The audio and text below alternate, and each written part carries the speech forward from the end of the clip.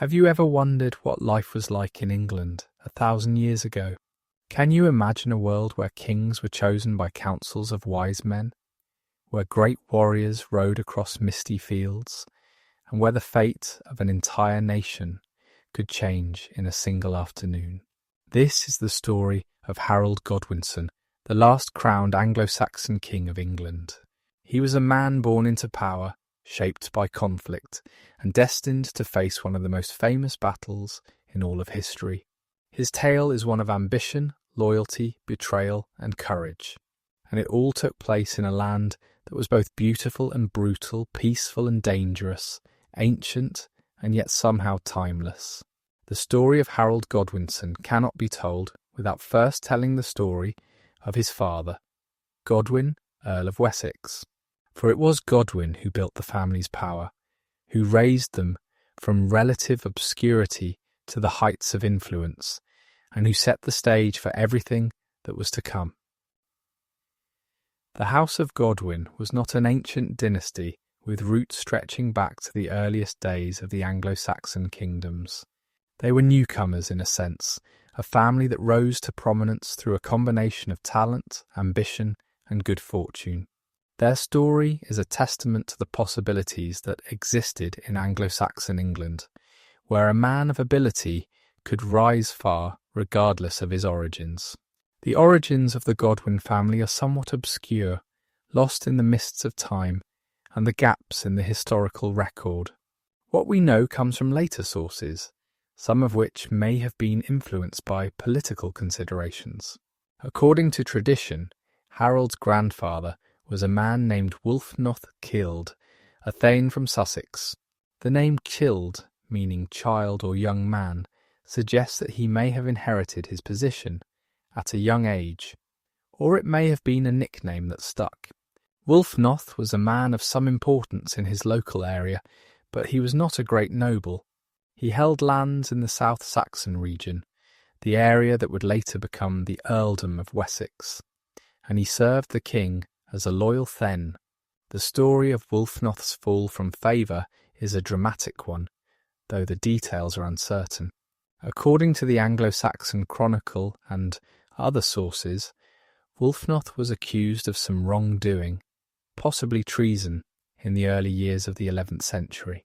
The accusation may have been politically motivated, part of the factional struggles that plagued the court of King Ethelred the Unready. Wulfnoth fled with a portion of the royal fleet, perhaps 20 ships, and turned to piracy along the southern coast. When a larger fleet was sent to capture him, it was destroyed by a storm.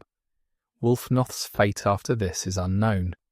He may have died, been killed, or simply disappeared from the historical record, but his son, Godwin, would more than restore the family's fortunes. Godwin first appears in the historical record during the reign of King Canute, the Danish king who conquered England in 1016. Canute was a remarkable ruler, a man who united England, Denmark, and Norway under his rule, and brought a period of relative peace and stability to a land that had known decades of war and turmoil. He was also a shrewd judge of men, and he recognised in Godwin a man of exceptional ability. How Godwin came to Canute's attention is not entirely clear. Some sources suggest that he distinguished himself in battle, perhaps during Canute's conquest of England. Others hint at a more personal connection, possibly through service in the royal household. Whatever the case, Canute chose to favour Godwin, and that favour would transform the young man's life. By 1018, Godwin had been appointed Earl of Wessex, the most powerful earldom in England. This was an extraordinary rise for the son of a disgraced thegn. Wessex was the heartland of the old Anglo-Saxon kingdom, the region from which the kings of England had traditionally come. It was wealthy, populous, and strategically important. To be Earl of Wessex was to be one of the most powerful men in the kingdom, second only to the king himself. Godwin's appointment shows the trust that Canute placed in him, as well as Canute's willingness to promote men based on merit rather than birth. Godwin proved himself worthy of the king's trust. He served Cnut loyally for nearly 2 decades, helping to maintain order in the kingdom and to defend it against external threats. He was a skilled administrator, managing the affairs of his earldom with efficiency and fairness. He was also a capable military commander, leading forces against the king's enemies when necessary.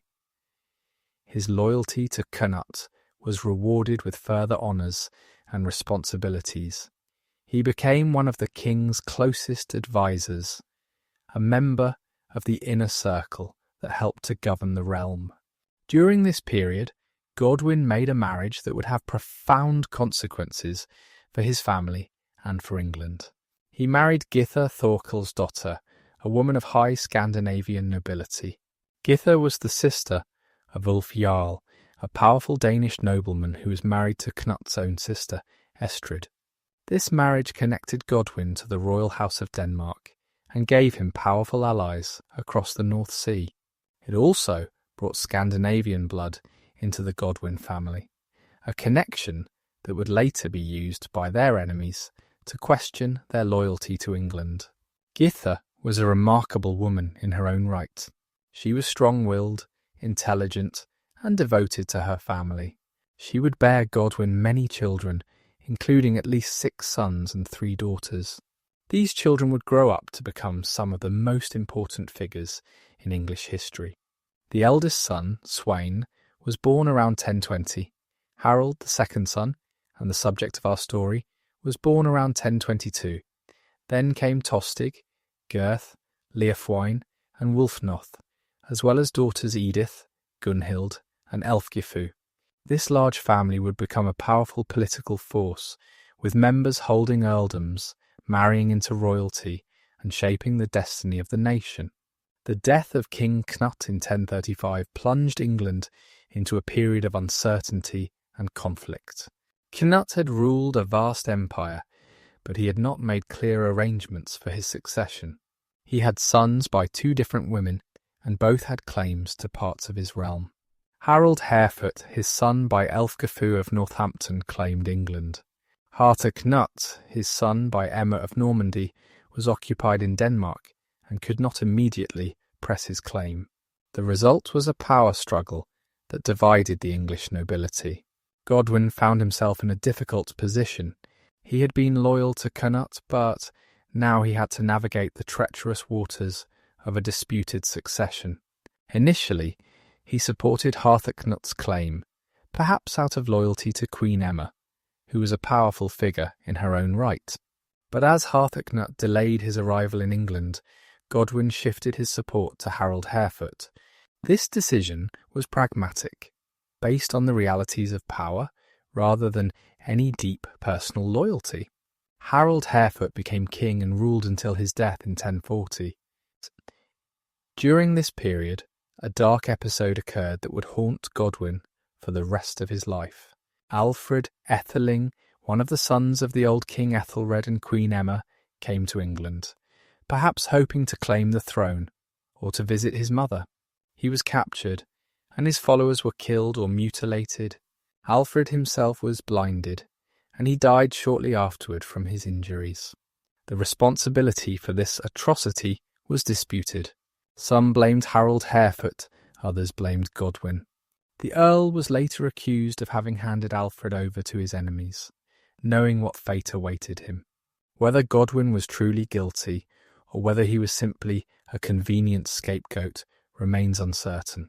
But the accusation would follow him and be used against his family for years to come. When Harold Harefoot died in 1040, Harthacnut finally came to England and claimed the throne. His reign was short and troubled. He was unpopular, in part because of the heavy taxes he imposed to pay for his fleet.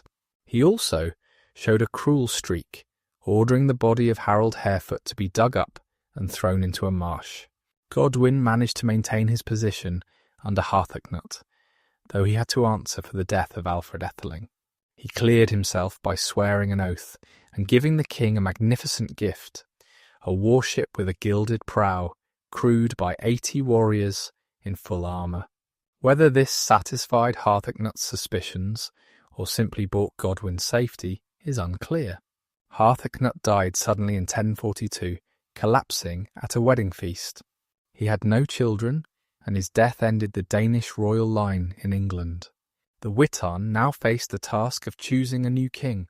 Their choice fell on Edward, the surviving son of Ethelred and Emma, who had spent most of his life in exile in Normandy.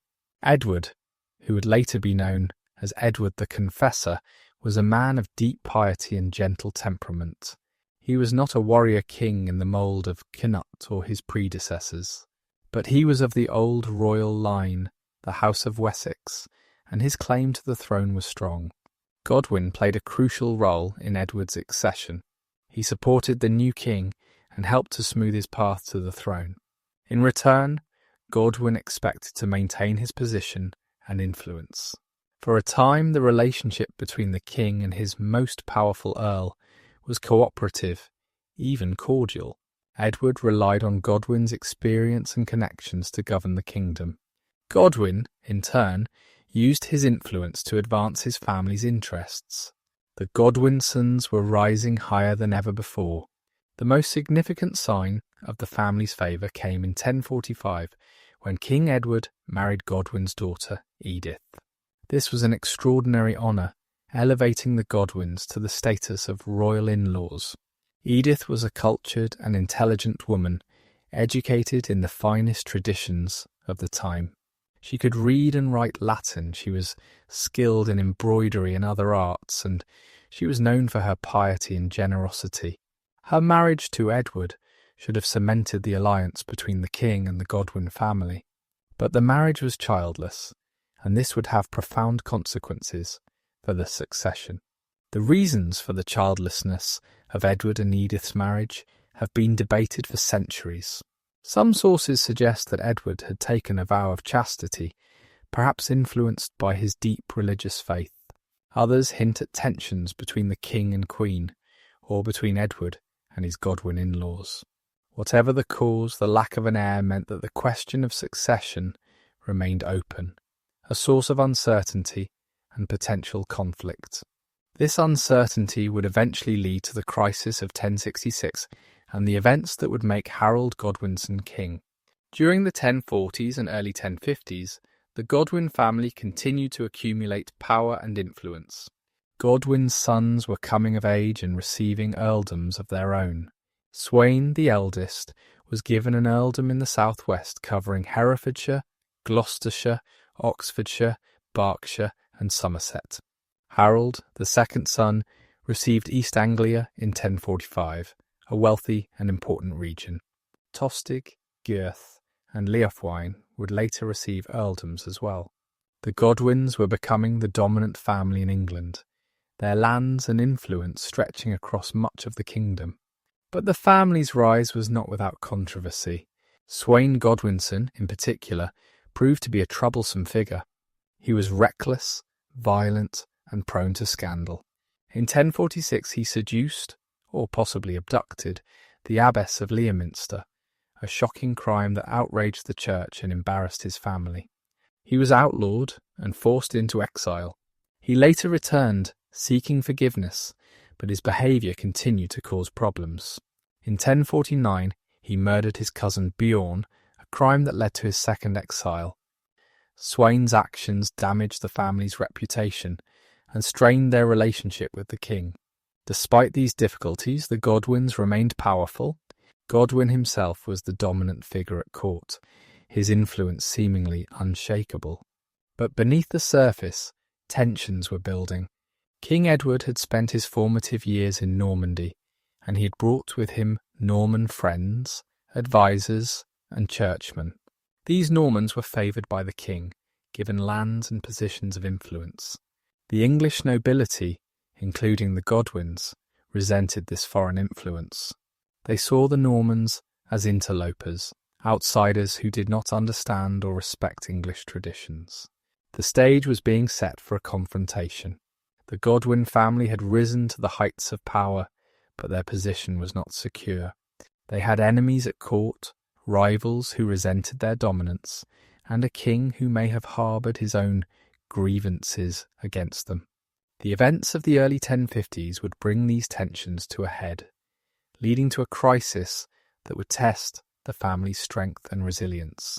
For Harold Godwinson, still a young man in his late 20s, these events would be formative, shaping his character and preparing him for the challenges that lay ahead. The House of Godwin had come far from its obscure origins in Sussex. From Wulfnoth Keeld, the disgraced Thegn, to Godwin, the mighty Earl of Wessex, to his sons who held earldoms across England, the family had risen to a position of unprecedented power. But power in Anglo-Saxon England was never secure. It had to be constantly defended, constantly renewed. The Godwins would soon learn this lesson in the most dramatic way possible, through exile, loss, and eventual triumph. Their story was far from over. In many ways, it was just beginning. Harold grew up in a large and ambitious family. His elder brother Sweyn was the firstborn, the heir to their father's position and expectations. Harold, as the second son, would have known from an early age that he would have to make his own way in the world, though with the support and connections that his family could provide. His younger brothers, Tostig, Gurth, Leofwine, and Wulfnoth, followed in due course, as did his sisters Edith, Gunhild, and Elfgifu. The Godwin household must have been a lively place, full of the noise and energy of children, the comings and goings of visitors and messengers, and the constant activity of a great noble establishment. The bond between Harold and his siblings would prove to be one of the defining features of his life. In Anglo-Saxon society, family loyalty was paramount. Brothers were expected to support each other, to fight side by side, and to avenge any wrongs done to their kin. The Godwin brothers would live out this expectation in dramatic fashion, standing together in times of crisis and, in the end, dying together on the battlefield. But there were also tensions within the family, rivalries and resentments that would surface in later years. The relationship between Harold and Tostig, in particular, would become one of the great tragedies of English history. As Harold grew into adolescence and young manhood, he would have begun to take on responsibilities within his father's earldom. He would have accompanied Godwin on his travels, observing how the Earl administered justice, collected taxes, and managed his vast estates. He would have attended the great assemblies where the nobles gathered to advise the king and discuss matters of state. He would have learned the art of diplomacy, the importance of building alliances, and the dangers of making enemies. All of this was preparation for the role he would one day play. The political landscape of Harold's youth was shaped by the death of King Cnut in 1035 and the troubled succession that followed. Harold was a teenager when Nut died, old enough to understand the significance of the events unfolding around him.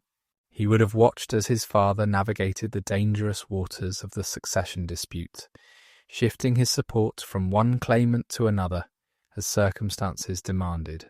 He would have learned that loyalty in politics was often conditional, that survival required flexibility, and that power was something to be seized and defended, not simply inherited. The accession of Edward the Confessor in 1042 marked a new chapter in the history of England and in the fortunes of the Godwin family. Edward was a very different kind of king from Cnut. Where Nut had been a warrior and conqueror, Edward was pious and peace-loving. Where Nut had ruled with an iron hand, Edward preferred to govern through consultation and compromise. He had spent most of his life in exile in Normandy, and he brought with him Norman friends and advisers who would play an increasingly important role at court. For the Godwins, Edward's accession was both an opportunity and a challenge. Godwin had supported Edward's claim to the throne, and he expected to be rewarded with continued influence and favour. The marriage of his daughter Edith to the king in 1045 seemed to confirm the family's position at the heart of power. But Edward may have harboured resentments against Godwin, particularly over the death of his brother Alfred Etheling, for which Godwin was widely blamed. The relationship between the king and his most powerful earl was complex, marked by mutual dependence, but also by underlying tension. Harold came of age during these years, emerging from the shadow of his father and elder brother to take on responsibilities of his own. In 1045, when he was about 23 years old, Harold was appointed Earl of East Anglia. This was a significant promotion, giving him control of a wealthy and important region that included the counties of Norfolk, Suffolk, Essex, Cambridgeshire, and Huntingdonshire. East Anglia was known for its fertile farmland, its prosperous towns, and its strong Scandinavian heritage, a legacy of the Viking settlements of earlier centuries. As Earl of East Anglia, Harold had to prove himself as a leader and administrator. He was responsible for maintaining order, collecting taxes, and dispensing justice throughout his earldom. He had to manage relationships with the local thegns and churchmen, balancing their interests against those of the crown and his own family. He had to defend his territory against any threats, whether from raiders, rebels, or rival nobles. It was a demanding role, but Harold rose to the challenge. The sources suggest that he was a capable and popular earl, respected by his followers and effective in his duties. The late 1040s were a time of growing tension in England. The influence of the Norman favourites at Edward's court was causing resentment among the English nobility. The Godwins, as the most powerful English family, were at the centre of this resentment. They saw the Normans as rivals for the king's favour, as threats to their own position and to the traditional order of English society. Godwin, in particular, clashed with the Normans on several occasions, and these clashes would eventually lead to a dramatic confrontation. Harold's elder brother Sweyn continued to be a source of trouble for the family. His scandalous behaviour, including the abduction of the Abbess of Leominster and the murder of his cousin Beorn, damaged the family's reputation and strained their relationship with the king. Sweyn was outlawed twice, and twice he sought forgiveness and restoration. His actions showed that even the most powerful families were not above the law, and that individual misconduct could have consequences for the entire kin group. Harold must have watched his brother's disgrace with a mixture of frustration and concern, knowing that Sweyn's behaviour reflected on them all. Despite these difficulties, Harold's own reputation continued to grow. He was known as a brave and skilled warrior, a fair and effective ruler, and a man of his word. He was tall and handsome, with a commanding presence that inspired loyalty in his followers. He was also intelligent and politically astute, able to navigate the complex world of Anglo-Saxon politics with skill and judgment. These qualities would serve him well in the years to come, as he faced challenges that would test him to the limit. The formation of Harold Godwinson was nearly complete by the early 1050s. He had grown from a child of privilege into a capable and respected leader. He had learned the arts of war and peace, of administration and diplomacy. He had observed his father's triumphs and his brother's failures, absorbing lessons that would guide his own conduct. He was ready to take his place among the great men of England, to defend his family's interests and to shape the destiny of the nation. But first he and his family would have to survive the greatest crisis they had yet faced, a crisis that would send them into exile and test their strength and unity as never before. Harold Godwinson was born around the year 1022, though the exact date is not recorded in any surviving source. He came into the world as the second son of Godwin, Earl of Wessex, and Githa Thorkelsdottir, at a time when his father's star was rising rapidly. The England of Harold's childhood was ruled by King Knut, the Danish conqueror who had brought a measure of peace and stability to a land that had known decades of Viking raids and civil strife. It was a time of relative prosperity, when trade flourished, churches were built, and the great noble families consolidated their power. We know very little about Harold's early years. The sources that survive from this period are concerned mainly with kings and great events, not with the childhoods of even the most important nobles. We can, however, make some reasonable assumptions based on what we know about the upbringing of Anglo-Saxon noblemen in general. Harold would have been raised in his father's household, surrounded by siblings, servants, and retainers. He would have learned the skills expected of a young nobleman: riding, hunting, fighting with sword and spear, and the management of estates and men. Education in Anglo-Saxon England was not as formal as it would become in later centuries, but the sons of great nobles received instruction in reading, writing, and the basics of Latin. The church was the primary source of education, and many young noblemen spent time in monasteries or cathedral schools, learning from the monks and priests who preserved the knowledge of the ancient world.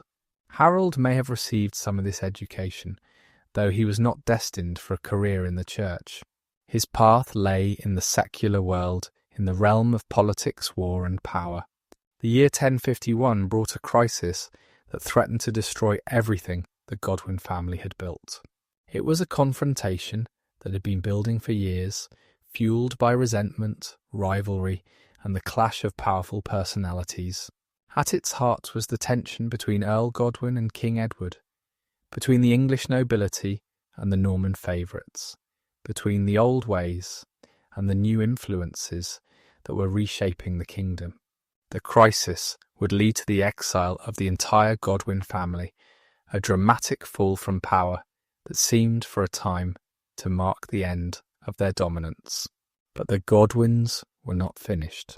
They would return stronger than before, and their restoration would set the stage for the events that would make Harold king. The immediate cause of the crisis was an incident at Dover, a port town on the southeastern coast of England. In the late summer of 1051, Eustace, Count of Boulogne, visited England. Eustace was the brother-in-law of King Edward, having married the king's sister, Goda. He was a Norman ally, part of the network of continental connections that Edward had cultivated during his years in exile. After meeting with the king, Eustace and his men travelled to Dover, intending to cross the Channel and return home to the continent. What happened next would set in motion a chain of events that would shake the kingdom to its foundations. The details of the Dover incident are somewhat unclear, as different sources give different accounts. What we know is that Eustace and his men arrived in Dover and demanded lodging from the townspeople. This was not an unusual request. Nobles travelling through the kingdom often expected hospitality from the communities they passed through. But something went wrong. Perhaps the townspeople resented the arrogant manner of the foreign visitors. Perhaps there was a misunderstanding over the terms of the hospitality. Perhaps old grievances between the English and the Normans came to the surface. Whatever the cause, violence erupted.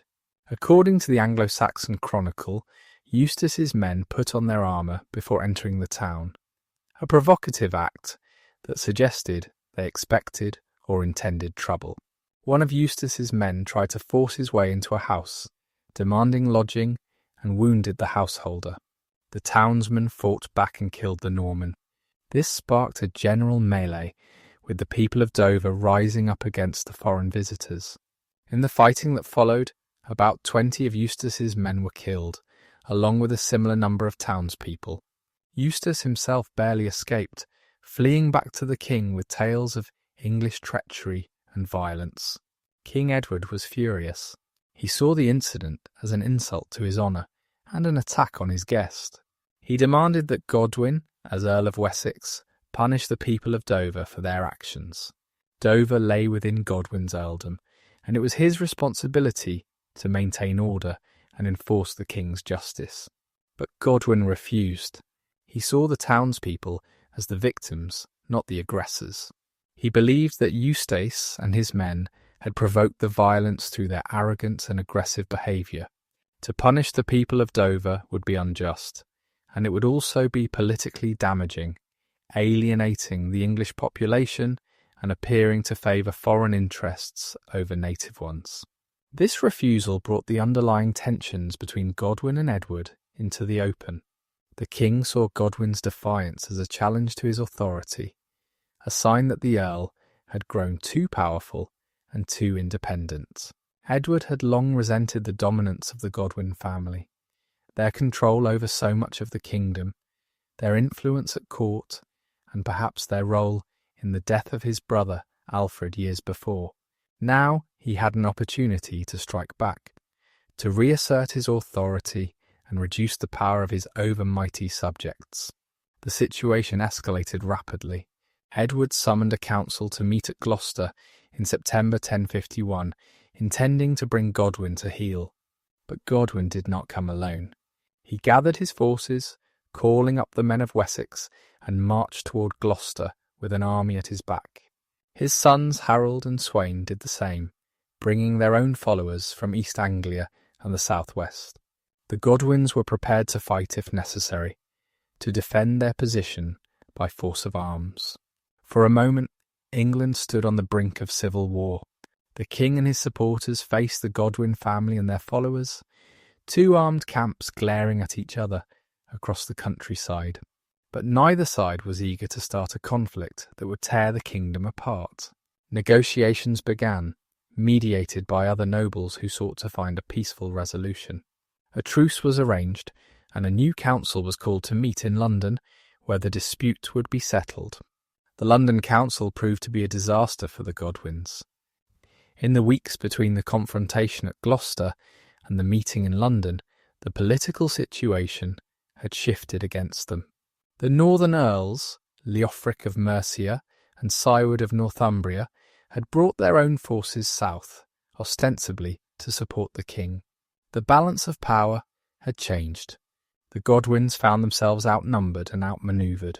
Their support among the other nobles was weaker than they had believed. Many who might have sympathised with them were unwilling to risk civil war on their behalf. At the London Council, the king demanded that Godwin answer for his defiance and for the death of Alfred Etheling, the old accusation that had never been fully resolved.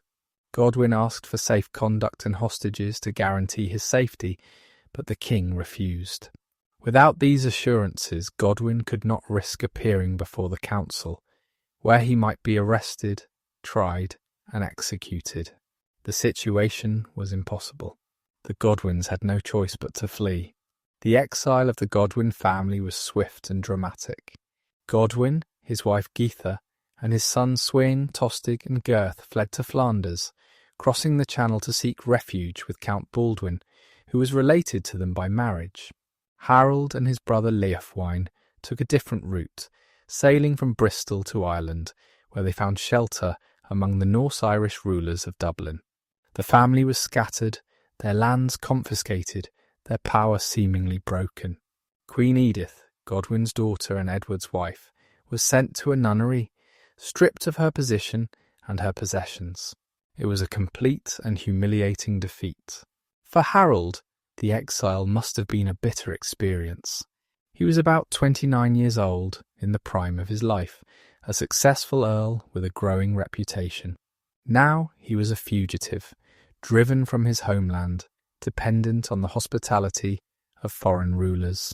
He had lost everything: his earldom, his estates, his position at the heart of English politics. But Harold was not a man to give up easily. He used his time in Ireland to gather support, to recruit warriors, and to plan his return. The Norse-Irish were experienced seafarers and fighters, and they were willing to join Harold's cause in exchange for the promise of plunder and reward. The winter of 1051-1052 passed slowly for the exiled Godwins. In Flanders, Godwin and his companions waited and watched, gathering information about events in England and looking for an opportunity to return. In Ireland, Harold did the same. The family maintained contact across the sea, coordinating their plans and preparing for the moment when they could strike back. They knew that their exile could not last forever. The political situation in England was unstable, and there were many who resented the Norman influence at court, and who would welcome the return of the Godwins. The opportunity came in the summer of 1052. Godwin set sail from Flanders with a fleet of ships, heading for the English coast. He landed in Kent, in the heart of his old earldom, and found a warm welcome from the local population. The people of Kent remembered Godwin as their lord, and they rallied to his banner. He moved along the coast, gathering support as he went, his fleet growing larger with each passing day. The king sent ships to intercept him, but the royal fleet was poorly organised and reluctant to fight. Many of the sailors sympathised with Godwin, and some defected to his side. At the same time, Harold launched his own expedition from Ireland. He sailed with 9 ships, a small but determined force, and landed on the coast of Somerset. He raided along the shore, gathering supplies and recruits, and then sailed around the southwestern tip of England to join his father. The two forces met in the Channel, combining their strength into a formidable fleet. Together, they sailed up the Thames toward London, the heart of the kingdom. The return of the Godwins threw the king and his supporters into confusion. Edward tried to raise an army to oppose them, but he found little enthusiasm for a fight. The northern earls were reluctant to commit their forces to a civil war. Many of the English nobles sympathised with the Godwins and resented the Norman favourites who had gained so much influence during the family's exile. The mood of the country was turning against the king. As the Godwin fleet approached London, negotiations began. The king realised that he could not defeat the Godwins by force, and he agreed to talks. The terms of the settlement were favourable to the returning exiles.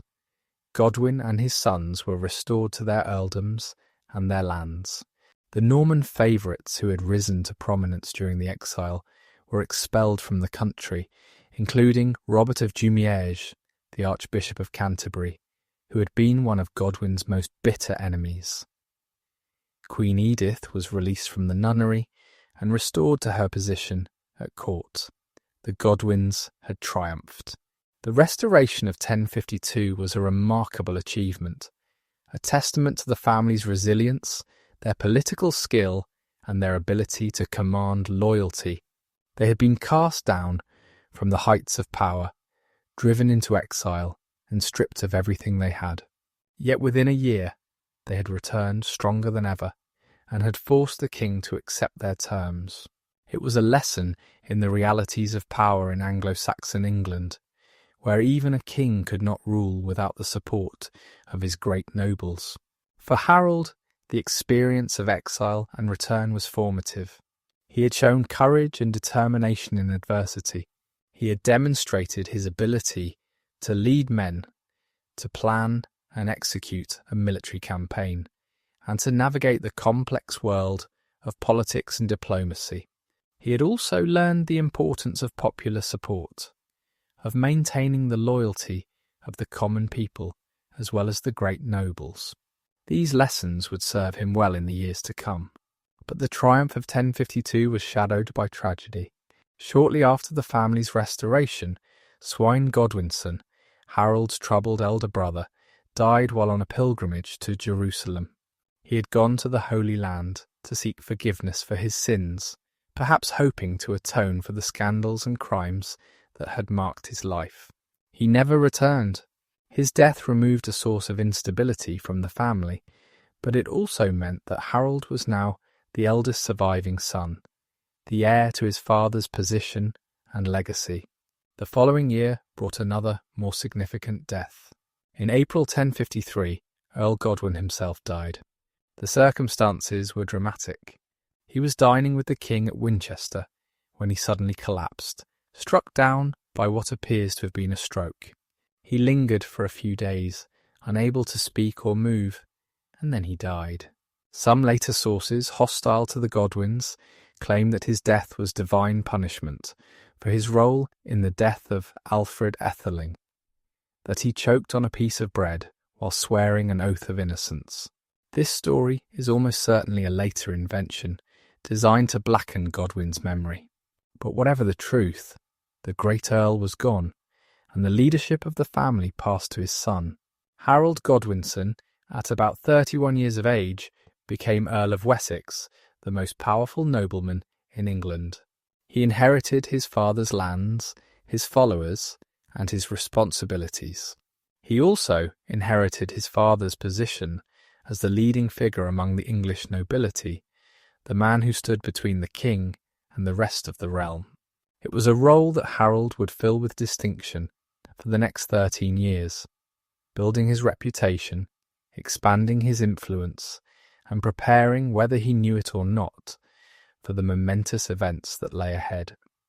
The death of Earl Godwin in 1053 marked the beginning of a new era for the Godwin family and for England. Harold, now the head of the family, stepped into his father's shoes with confidence and skill. He was already an experienced leader, having served as Earl of East Anglia for 8 years and having played a crucial role in the family's restoration from exile. But the earldom of Wessex was a far greater responsibility, and the position of leading nobleman carried with it expectations and challenges that would test Harold's abilities to the fullest. As Earl of Wessex, Harold controlled the wealthiest and most prestigious region of England. His earldom stretched across the southern counties from Kent in the east to Cornwall in the west, encompassing some of the most fertile and prosperous lands in the kingdom. He was responsible for the administration of justice, the collection of taxes, the maintenance of order, and the defence of his territory. He commanded the loyalty of hundreds of thegns and thousands of common folk. His household was one of the largest and most magnificent in the land, rivaling that of the king himself. Harold proved to be an effective and popular earl. He was fair in his judgments, generous to his followers, and attentive to the needs of his people. He travelled throughout his earldom, holding courts, settling disputes, and showing himself to the population. He was accessible in a way that many great nobles were not, willing to listen to the complaints of common folk and to address their grievances. This accessibility earned him a reputation for justice and good lordship that extended far beyond the borders of Wessex.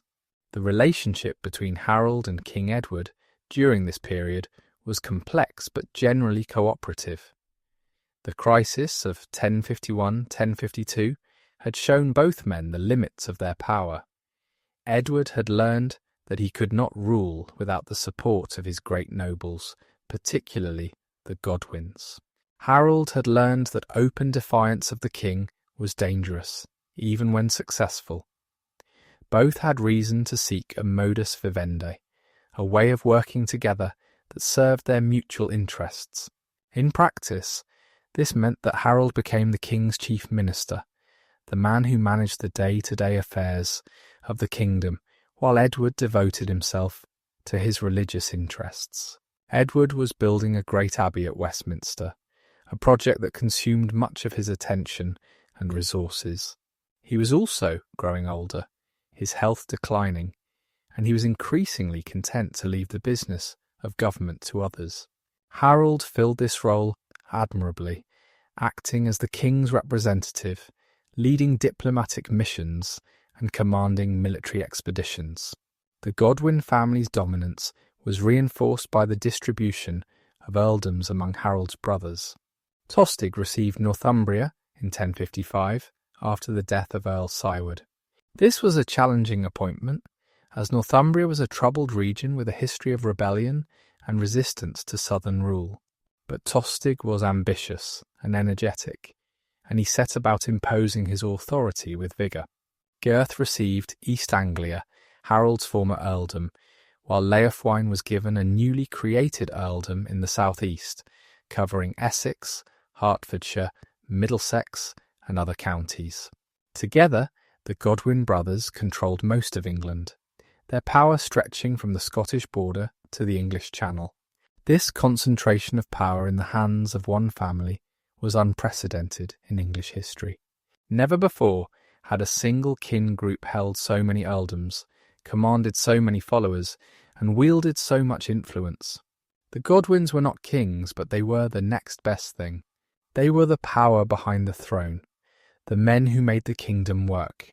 And at the head of this family stood Harold, the eldest brother, the Earl of Wessex, the most powerful subject in the land.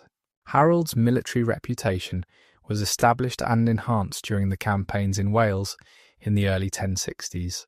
Wales at this time was not a unified kingdom but a collection of competing principalities, each ruled by its own prince or king.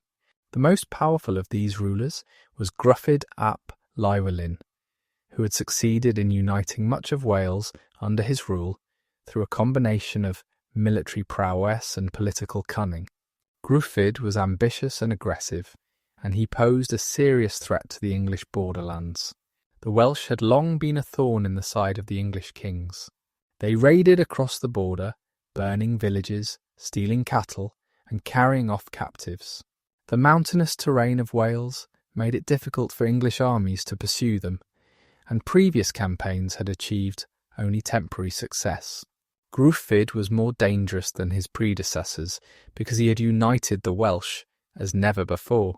He had also formed an alliance with Elfgar, the Earl of Mercia, who had been exiled from England and who used Welsh support to force his way back into power. The situation on the Welsh border deteriorated throughout the late 1050s. In 1055, Gruffydd and Elfgar launched a devastating raid into Herefordshire, defeating an English army and burning the town of Hereford, including its cathedral. Harold led a counter-expedition, but the Welsh retreated into their mountains, and he was unable to bring them to battle. A truce was arranged, but it did not last. The raids continued, and the border regions suffered. By 1062, Harold had decided that a more decisive approach was needed. He planned a winter campaign, striking at the Welsh when they least expected it. In late December, he led a force of mounted warriors on a rapid march into Wales, heading for Gruffydd's court at Rhuddlan on the northern coast. The attack was a complete surprise. Gruffydd barely escaped, fleeing by sea as Harold's men burned his palace and captured his ships. It was a brilliant stroke, demonstrating Harold's boldness and his willingness to take risks. The following year, Harold launched a larger and more systematic campaign.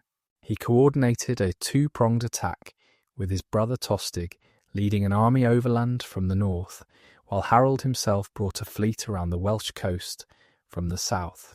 The strategy was to catch the Welsh between the two forces, denying them the opportunity to retreat into the mountains. The campaign was grueling, lasting through the spring and summer of 1063, but it was ultimately successful.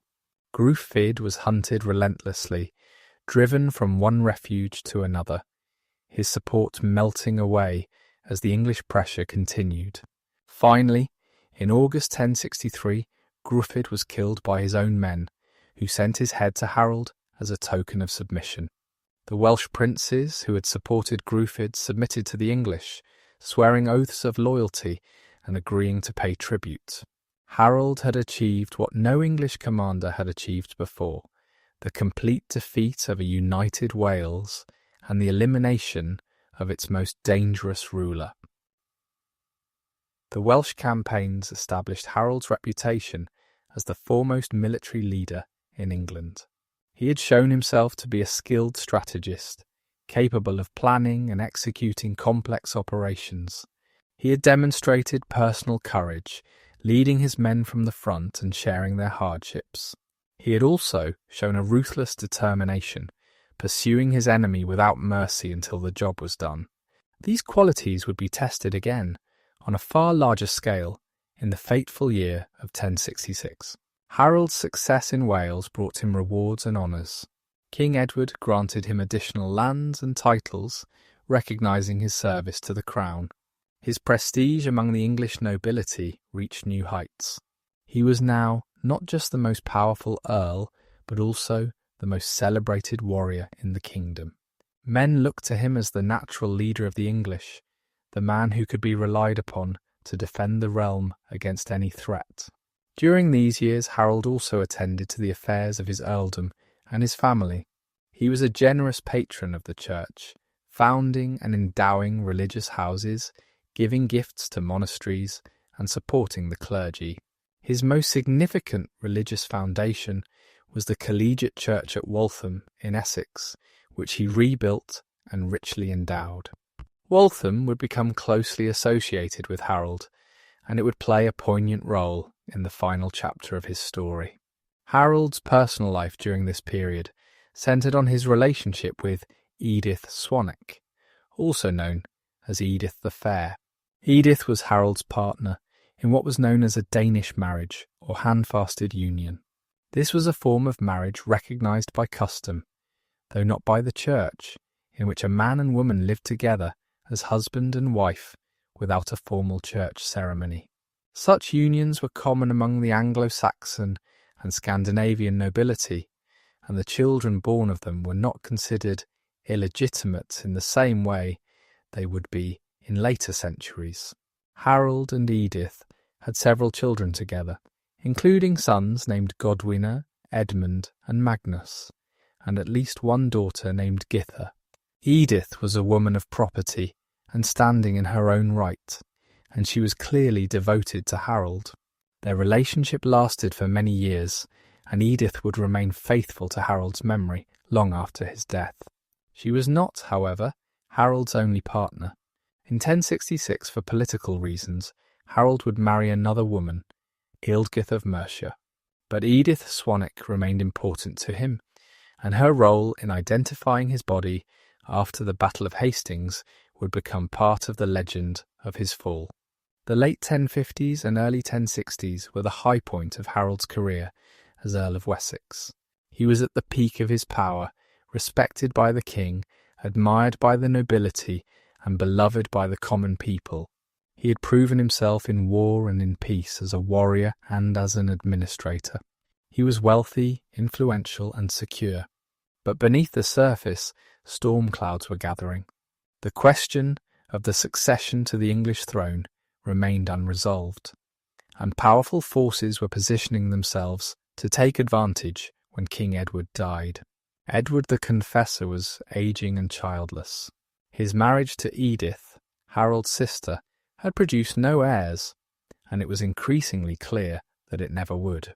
The question of who would succeed Edward was the great unspoken issue of English politics, the elephant in the room that everyone knew about, but few dared to discuss openly.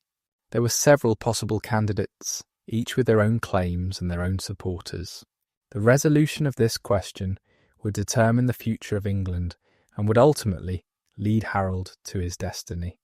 Among the most mysterious and controversial episodes in Harold's life was his journey to Normandy, which took place around 1064. This voyage and the events that followed would have profound consequences, providing William of Normandy with a justification for his invasion of England and shaping the narrative of the Norman conquest for centuries to come. The true purpose of Harold's journey and the exact nature of what happened during his time in Normandy remain subjects of debate among historians to this day. The sources that describe Harold's Norman journey are problematic. The most detailed account comes from Norman sources, particularly the Bayeux embroidery, which was created after the conquest to celebrate William's victory and justify his claim to the English throne. These sources naturally present events in a way that favours the Norman interpretation. English sources from the period are largely silent on the matter, or they offer different explanations for what occurred. We must therefore approach this episode with caution, recognising that the truth may be more complex than any single source suggests. According to the Norman version of events, Harold was sent to Normandy by King Edward to confirm William as the king's chosen heir to the English throne. Edward, the story goes, had promised the crown to William years earlier, during his long exile in Normandy, and now he wanted to reaffirm this promise and have Harold, as the leading English nobleman, deliver the message in person. This interpretation presents Harold's subsequent acceptance of the crown as a betrayal, a violation of his oath and his duty. The English sources, such as they are, suggest a different purpose for the journey. Some indicate that Harold went to Normandy to secure the release of his brother, Wulfnoth, and his nephew Harkon, who had been held as hostages since the crisis of 1051-1052.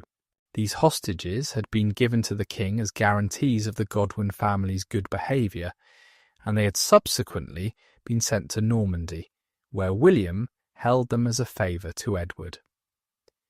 Harold's mission, according to this interpretation, was a family matter, not a diplomatic one.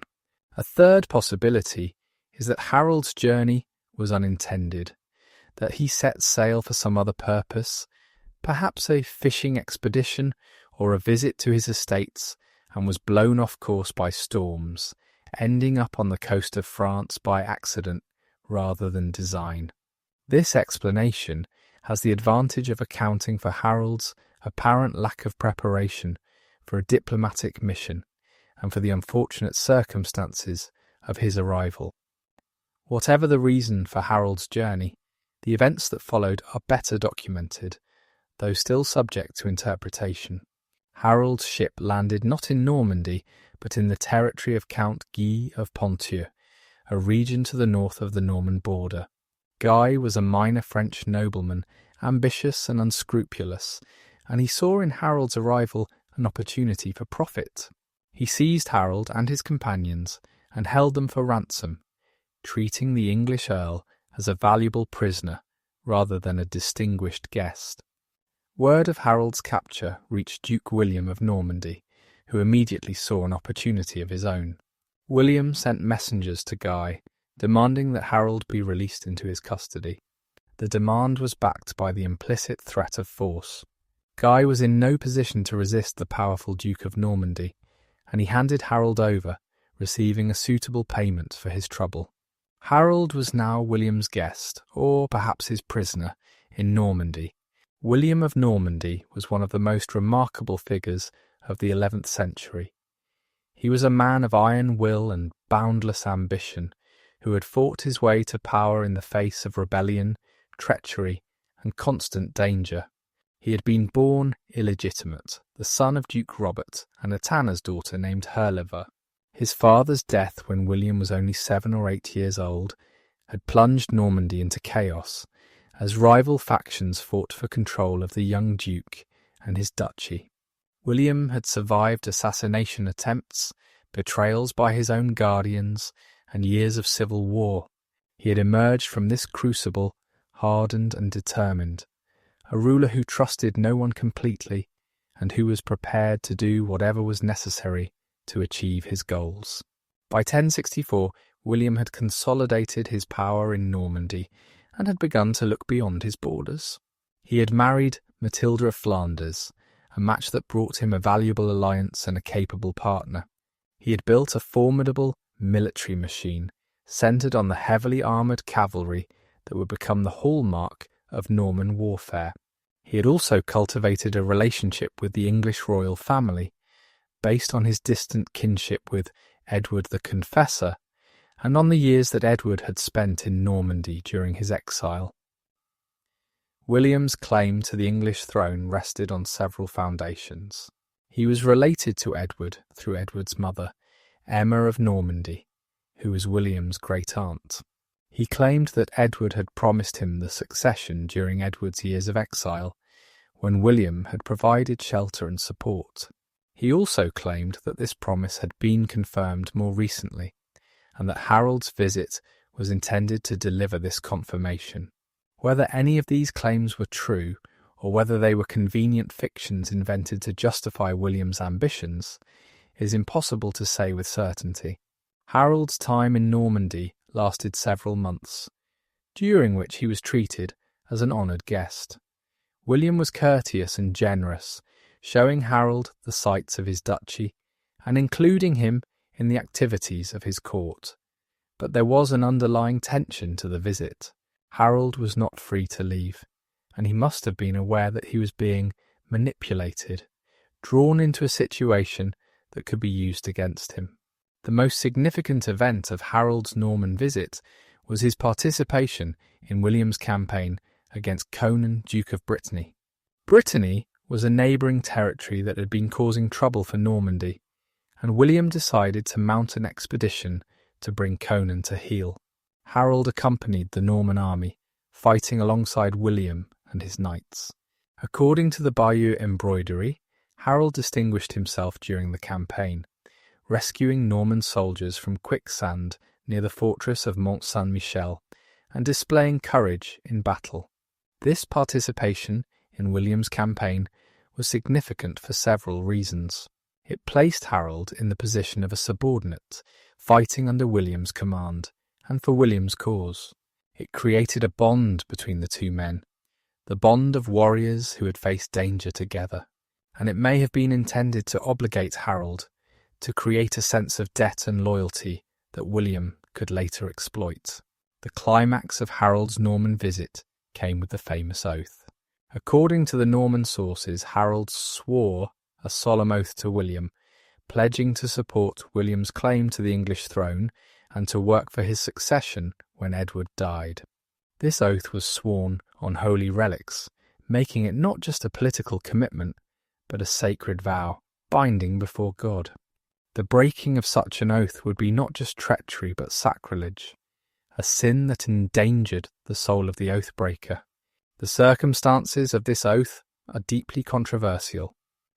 The Norman sources present it as a free and voluntary act, Harold acknowledging William's rightful claim and pledging his support. But other interpretations are possible. Harold may have sworn the oath under duress, knowing that he would not be allowed to leave Normandy until he did so. He may have been tricked, not realising that the box on which he placed his hand contained holy relics until after the oath was sworn. He may have sworn with mental reservations, intending to honour the letter of the oath while evading its spirit. Or he may have sworn in good faith, only to change his mind later when circumstances changed. The content of the oath is also disputed. Did Harold swear to support William's claim to the throne? Did he promise to marry one of William's daughters? Did he agree to hand over Dover Castle and other strategic points? Different sources give different accounts, and the truth may never be known. What is certain is that the oath, whatever its exact terms, would be used by William as a justification for his invasion of England and as a weapon in the propaganda war that accompanied the military campaign. After the oath was sworn, Harold was finally allowed to leave Normandy. He returned to England, bringing with him his nephew Håkon, who had been released from his long captivity. His brother Wulfnoth, however, remained in Norman hands, a hostage whose fate would depend on Harold's future conduct.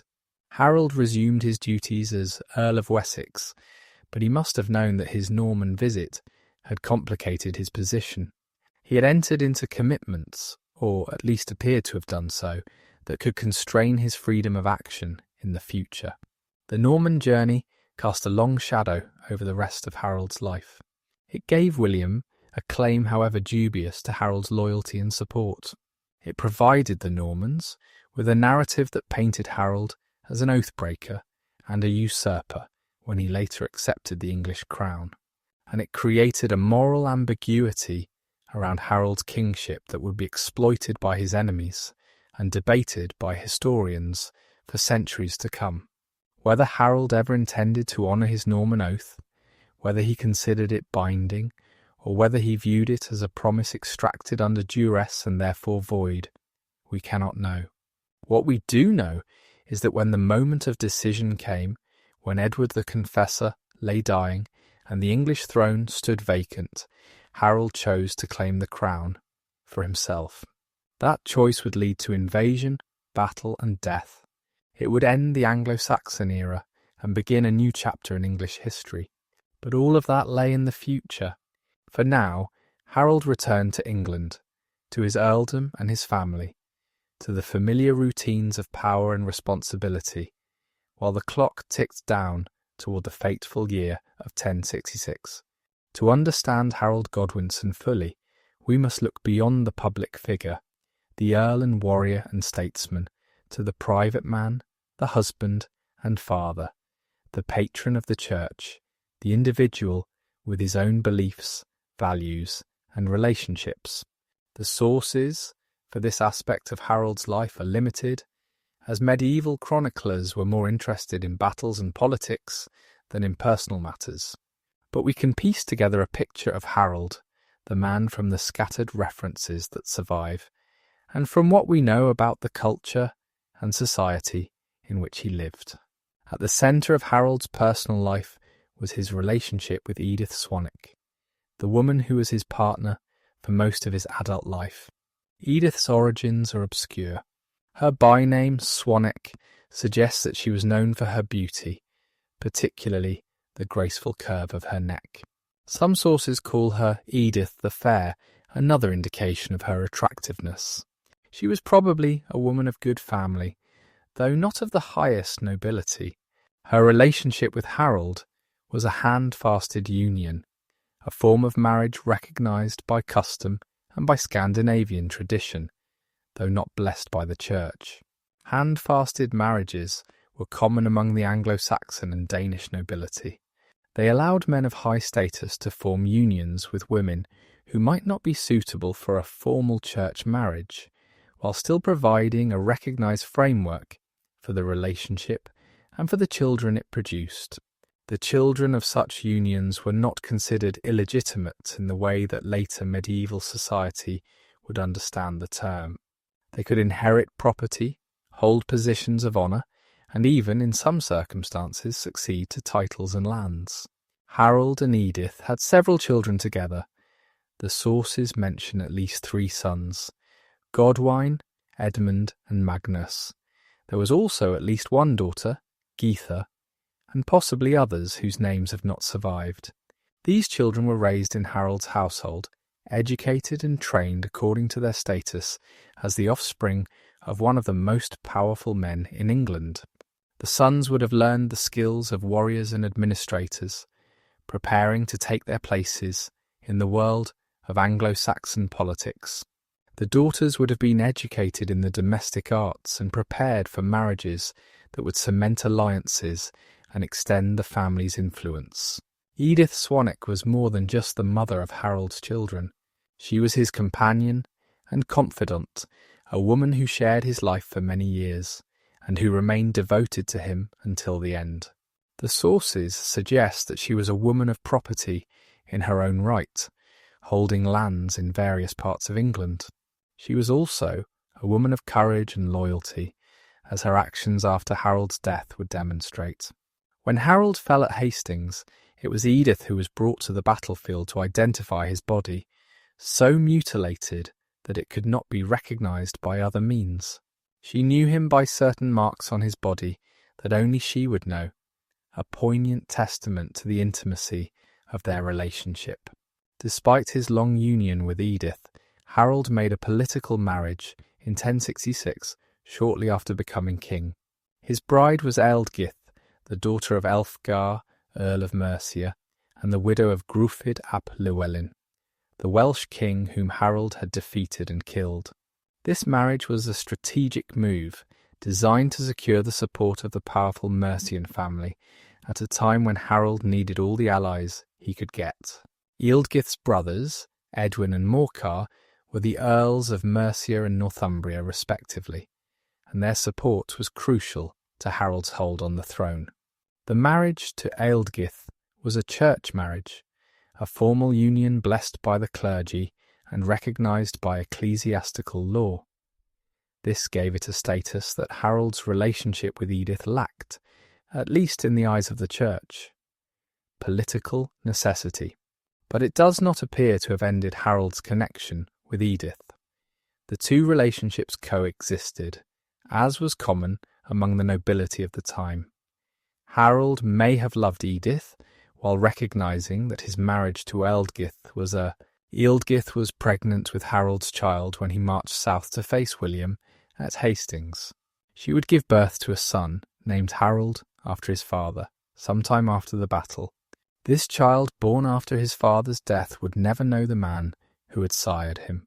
He would grow up in exile, a reminder of what might have been, a living link to the last Anglo-Saxon king. Harold's religious faith was an important part of his life, as it was for most people in the 11th century. He lived in an age when the church touched every aspect of existence, from birth to death, from the rhythm of the seasons to the great events of state. The Christian faith provided a framework for understanding the world, a source of comfort in times of trouble, and a guide for moral conduct. Harold, like other men of his class, would have attended church regularly, observed the fasts and feasts of the Christian calendar, and sought the prayers of monks and priests for the welfare of his soul. But Harold's faith went beyond the conventional piety expected of a great nobleman. He was a generous patron of the church, giving lands, money, and precious objects to religious houses throughout England. He founded churches, endowed monasteries, and supported the clergy in their work. His generosity was motivated by genuine devotion, but also by the belief common in his time that such gifts would help to secure his salvation. The prayers of monks and nuns, offered day after day in the churches and chapels he had endowed, would intercede for his soul before God, helping to balance the scales of judgment when his time came. The most significant of Harold's religious foundations was the Collegiate Church of the Holy Cross at Waltham in Essex. This church had been founded earlier in the 11th century, but Harold rebuilt it on a grander scale and endowed it with substantial lands and revenues. He brought to Waltham a community of secular canons, clergy who lived together under a rule but who were not monks in the strict sense. He provided them with books, vestments, and sacred vessels. He made Waltham one of the richest and most important churches in England. The centrepiece of Waltham was a great crucifix, a carved figure of Christ on the cross, which was believed to have miraculous powers. According to legend, this crucifix had been discovered buried in the ground at Montacute in Somerset, and it had been brought to Waltham after a series of miraculous signs indicated that this was where it wished to be. The Holy Cross of Waltham became a focus of pilgrimage and devotion, drawing visitors from across England who came to pray before it and to seek its blessing. Harold had a special devotion to the Holy Cross of Waltham. He visited the church frequently, praying before the crucifix and seeking its protection. He believed that the cross had saved his life on at least one occasion, healing him from a serious illness or injury. This personal connection made Waltham more than just another religious foundation. It was Harold's spiritual home, the place where he felt closest to God and where he hoped to find rest when his earthly journey was complete. The sources tell us that Harold visited Waltham on his way to the Battle of Hastings, stopping to pray before the Holy Cross and to seek divine favour for the coming conflict. It was a moment of profound significance, a warrior king commending his cause to God before riding out to meet his fate. The canons of Waltham would later claim that the crucifix bowed its head as Harold prayed, a sign that his prayers were heard, but also, perhaps, an omen of the sorrow to come. Harold's character, as it emerges from the sources, was that of a capable and conscientious leader. He was brave in battle, as his campaigns in Wales and his conduct at Stamford Bridge and Hastings would demonstrate. He was skilled in the arts of war, able to plan and execute complex military operations. But he was also a man of peace, preferring negotiation to conflict when possible, and governing his earldom with justice and moderation. The chroniclers describe Harold as tall and handsome, with a strong and athletic build. He was said to be charming and eloquent, able to win men to his side through the force of his personality. He was generous to his followers, rewarding loyalty with gifts of land, treasure, and honour. He was also proud, conscious of his status and his achievements, and sensitive to any slight to his dignity. This pride would serve him well in some circumstances, giving him the confidence to lead and the determination to persevere.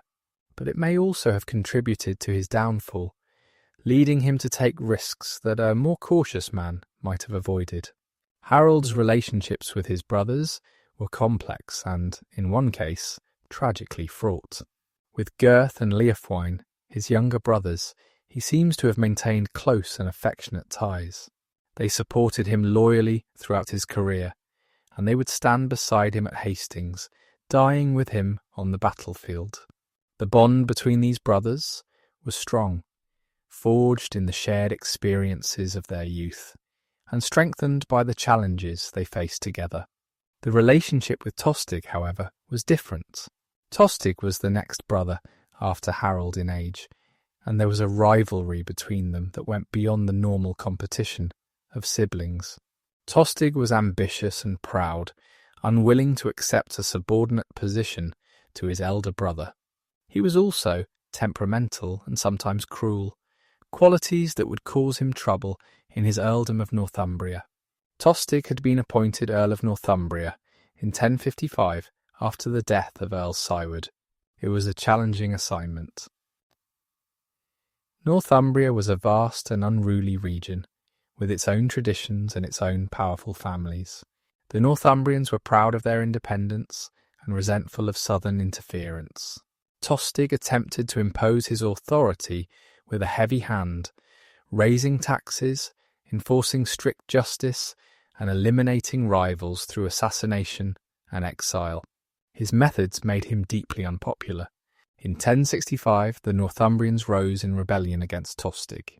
They killed his officials, seized his treasury, and declared him an outlaw. They chose Morcar, the young brother of Edwin of Mercia, as their new earl, and marched south to demand that King Edward recognise their choice.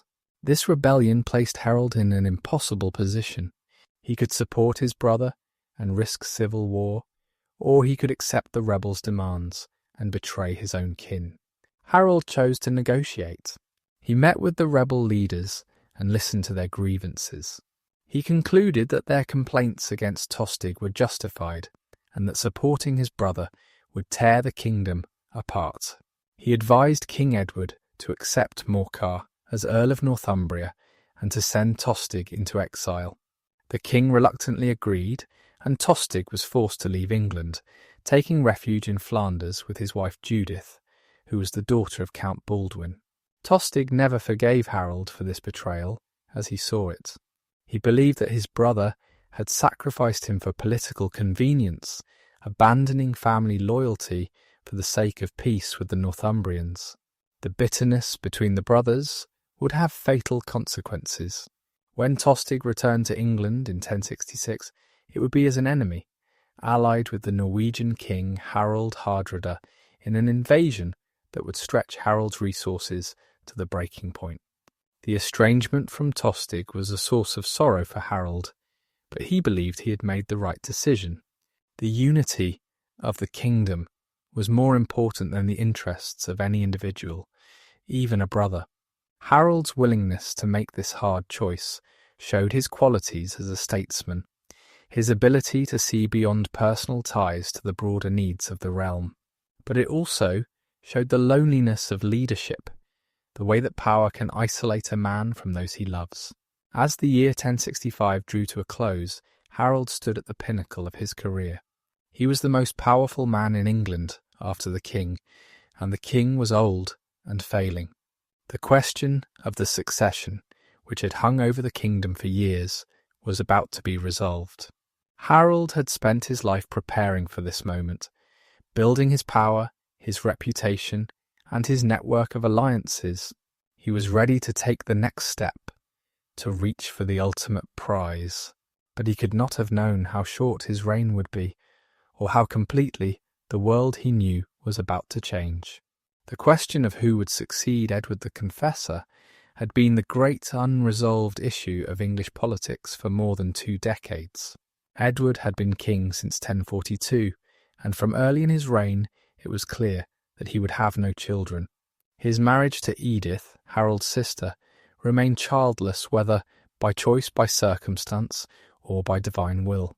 This meant that when Edward died, the throne would not pass to a son. It would be contested, fought over, and ultimately decided by a combination of politics, diplomacy, and force. The candidates for the succession were numerous, and each had their own claim, their own supporters, and their own ambitions. Understanding these claims is essential to understanding the events of 1066, the most famous year in English history. The succession crisis was not simply a matter of one man seizing the throne from another. It was a complex struggle involving competing principles of legitimacy, rival interpretations of promises and oaths, and the raw realities of military power. The first and perhaps most obvious candidate was Edgar Etheling, the grandson of Edmund Ironside, and the last male descendant of the old royal house of Wessex. Edmund Ironside had been king briefly in 1016, sharing the kingdom with Cnut before his untimely death. His son Edward had been sent into exile as a child, living for decades in Hungary, far from the intrigues of the English court. This Edward, known as Edward the Exile, had returned to England in 1057, possibly with the intention of being recognised as the heir to the throne. But he died almost immediately after his arrival, under mysterious circumstances that have never been explained. Edward the Exile left behind a young son, Edgar, who was only about 5 years old when his father died. Edgar was raised at the English court, and he was certainly considered a potential heir. His blood claim was strong, perhaps the strongest of any candidate. He was descended from the ancient line of Cerdic, the founder of the Wessex dynasty, through an unbroken chain of male ancestors. In a world where royal blood mattered, Edgar's claim was impeccable. But Edgar had significant weaknesses. He was young, only about 14 in 1066, too young to rule effectively in his own right. He had no military experience, no network of loyal followers, and no proven ability to govern. In a time of crisis, when England faced the threat of invasion from multiple directions, the kingdom needed a strong and experienced leader, not a boy who would require a regency and years of guidance before he could rule independently. Edgar's youth was a fatal handicap, and it meant that despite his blood claim, he was never a serious contender for the throne in 1066.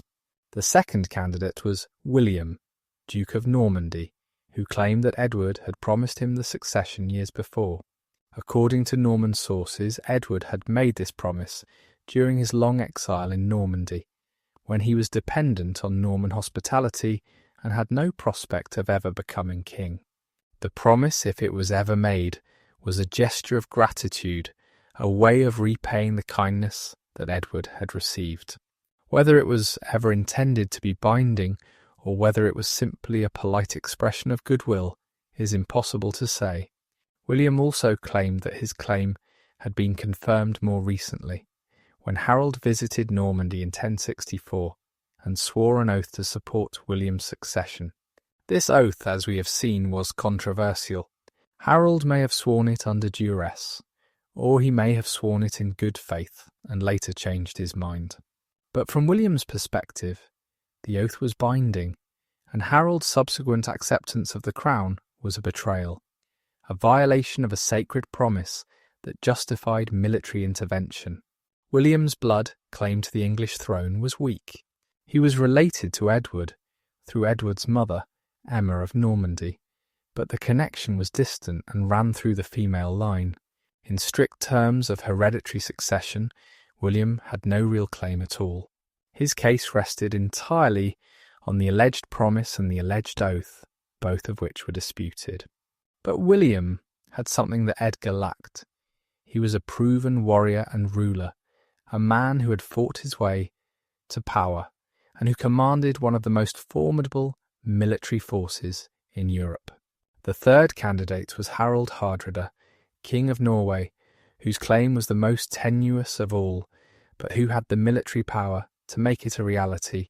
Hardrada's claim derived from an agreement made decades earlier between his predecessor, Magnus the Good, and Harthacnut, the last Danish king of England. According to this agreement, if either king died without an heir, the other would inherit his kingdom. Magnus had died before Harthacnut, but Hardrada, as Magnus's successor, claimed to have inherited this right. This claim was legally dubious at best. The agreement between Magnus and Harthacnut, if it ever existed, had been made between two individuals and had died with them. It had never been recognised by the English, and it had no basis in English law or custom. But Hardrada was not a man to be deterred by legal niceties. He was one of the most famous warriors of his age, a giant of a man who had fought across Europe and the Middle East, who had served in the elite Varangian Guard of the Byzantine emperors, and who had carved out a kingdom for himself through sheer force of will. If he wanted the English throne, he would take it by force regardless of the weakness of his claim. The fourth candidate, and ultimately the successful one, was Harold Godwinson himself. Harold's claim to the throne was not based on blood. He was not descended from the royal house of Wessex, and he had no hereditary right to the crown. His claim rested on different foundations: his position as the leading nobleman of England, his proven ability as a warrior and administrator, and most importantly, the expressed will of the dying king. According to the English sources, Edward the Confessor, on his deathbed, designated Harold as his successor. The king reached out his hand to Harold and commended the kingdom to his care, asking him to protect the queen and the realm. This deathbed bequest was witnessed by those present, including Archbishop Stigand and other leading figures. It was in effect a nomination, a statement by the dying king that Harold should succeed him.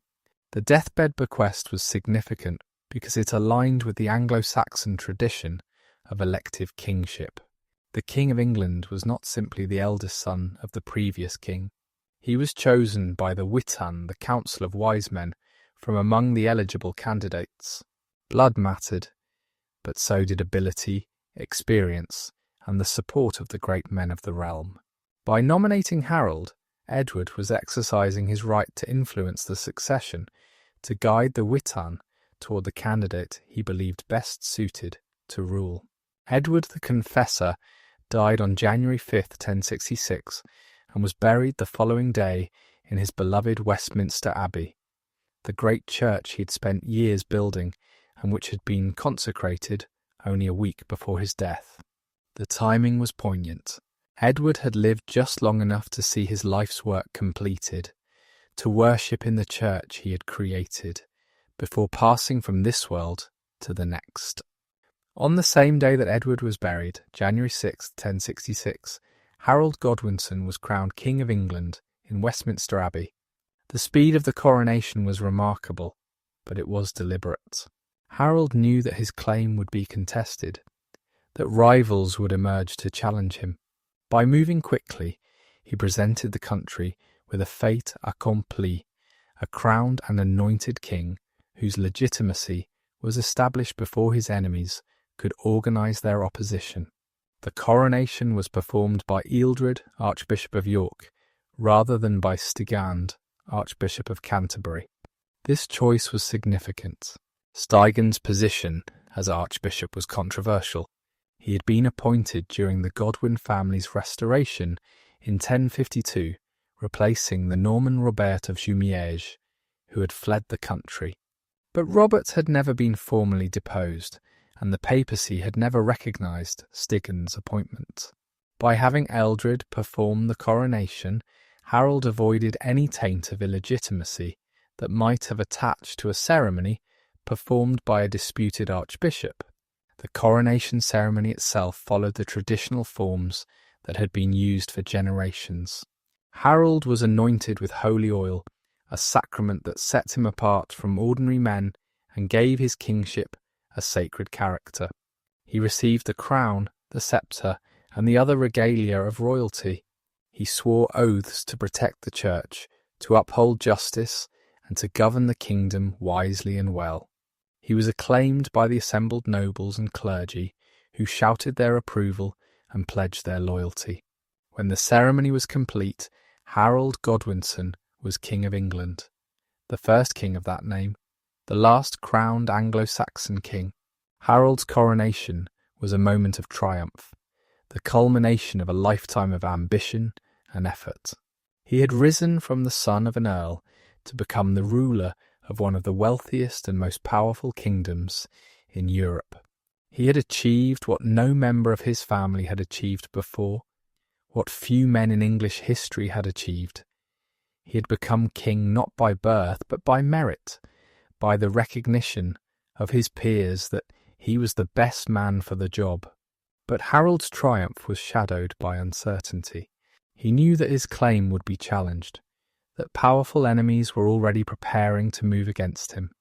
William of Normandy would not accept the loss of what he considered his rightful inheritance.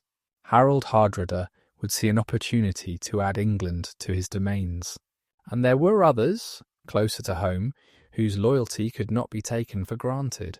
Harold's reign began under a cloud of threat, and he would spend the months that followed preparing for the storms that were sure to come. The new king moved quickly to consolidate his position. He made a progress through his kingdom, showing himself to his subjects and receiving their homage. He confirmed the great nobles in their positions, seeking to maintain the support of the earls and thegns who had accepted his coronation. He made his political marriage to Ealdgyth, securing the alliance with the House of Mercia. He began to organise the defences of the kingdom, knowing that invasion was likely and that he would need every resource at his disposal to meet it. Harold also sought to legitimise his rule through the church. He was a generous patron of religious houses, and he used his new position to increase his giving. He sought the support of the bishops and abbots, whose influence over public opinion was considerable.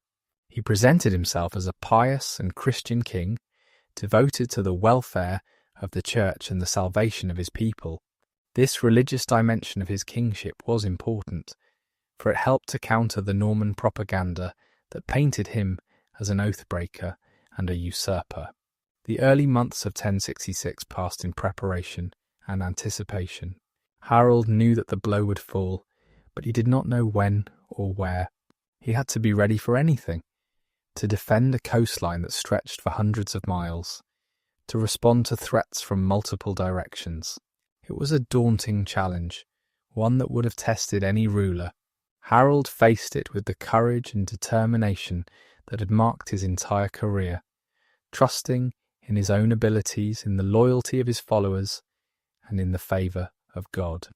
The year 1066 would come to be known as the Year of Three Kings, a year of unprecedented drama and upheaval that would change the course of English history forever.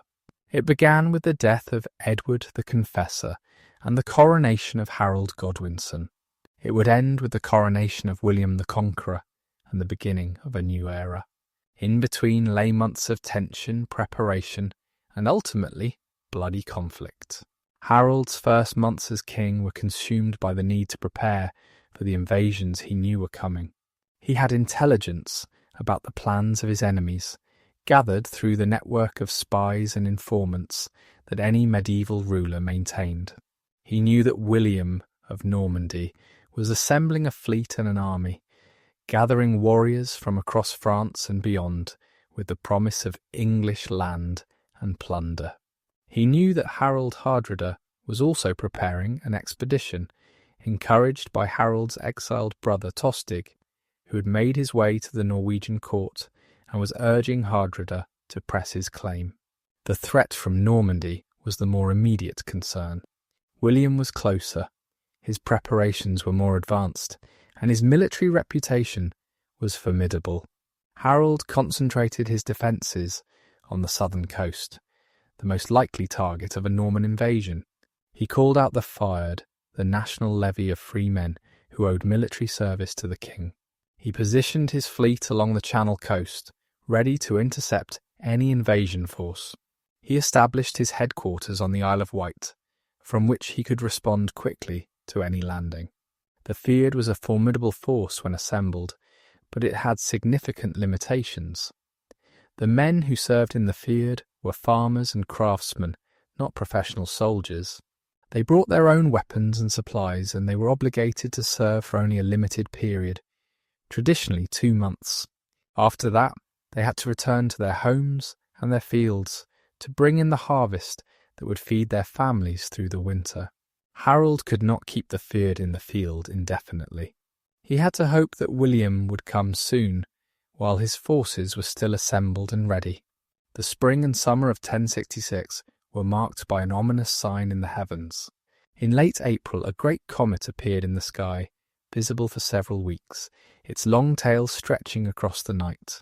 This was Halley's Comet, making one of its periodic appearances, though the people of the 11th century did not know it by that name. They saw it as a portent, a sign from God of great events to come. Comets were traditionally associated with the deaths of kings, with wars and disasters, with the upheaval of the natural order. The appearance of this comet in the year of Harold's coronation seemed to confirm that momentous changes were at hand. The Bayeux embroidery depicts the comet, showing people pointing at it in wonder and fear. It also shows Harold on his throne, looking troubled, as if aware of the doom that the comet foretold. Whether Harold actually saw the comet as an evil omen, or whether this is a later interpretation imposed by the Norman victors, we cannot know. But the comet became part of the mythology of 1066, a celestial sign that seemed to mark the year as one of destiny. While Harold watched the southern coast, trouble was brewing in the north. His exiled brother Tostig had not accepted his fate quietly. Tostig had spent the winter in Flanders, nursing his grievances and plotting his revenge. In the spring of 1066, he launched a series of raids on the English coast, testing Harold's defences and causing as much disruption as he could.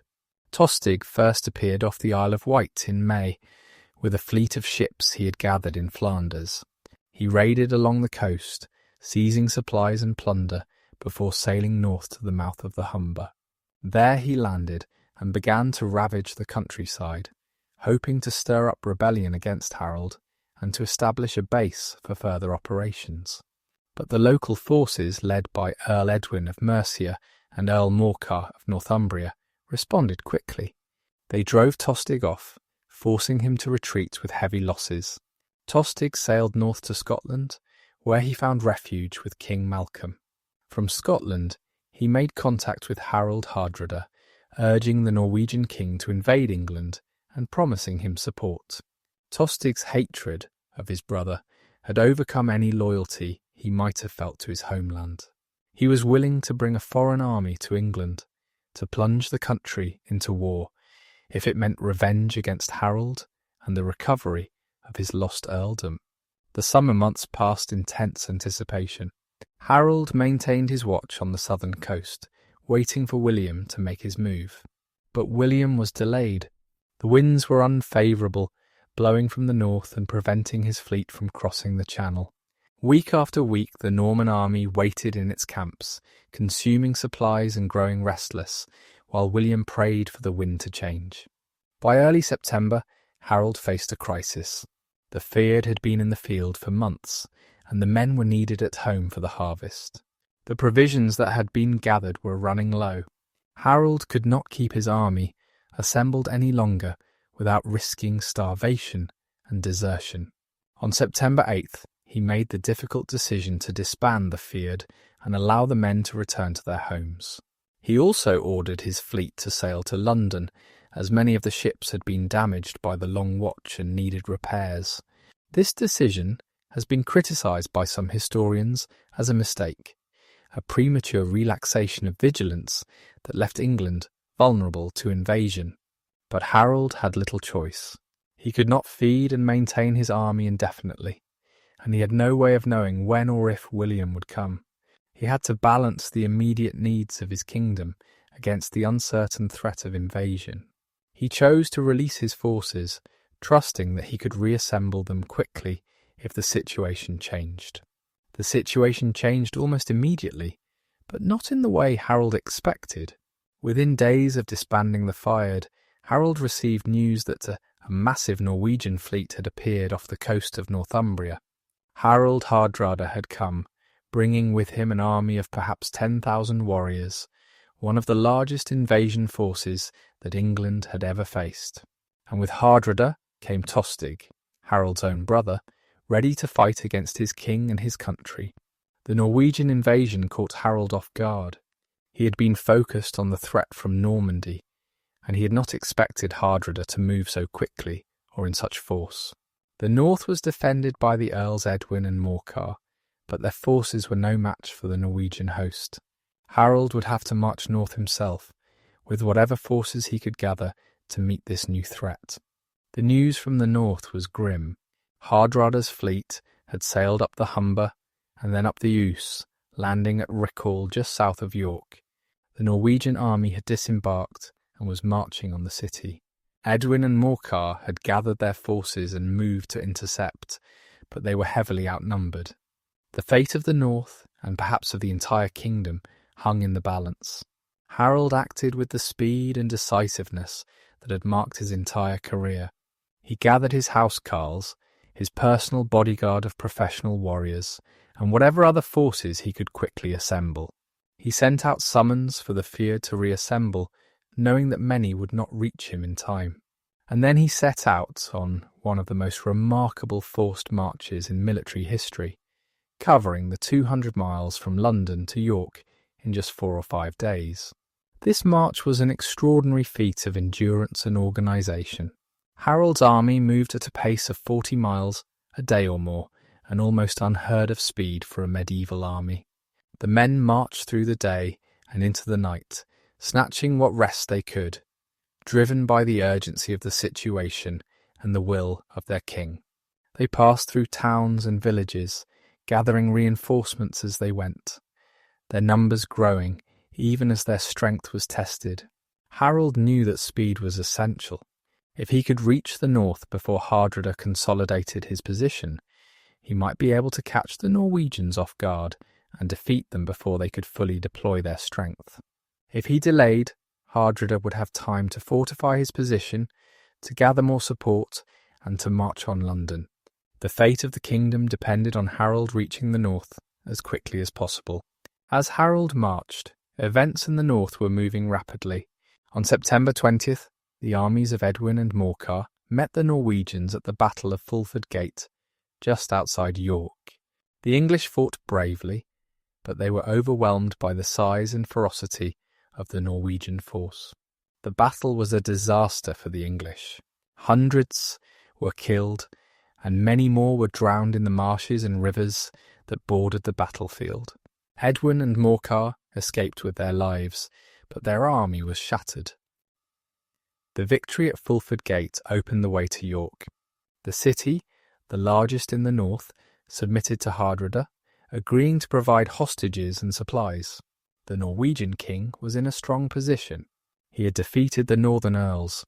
He controlled the most important city in the region, and he had a secure base from which to operate.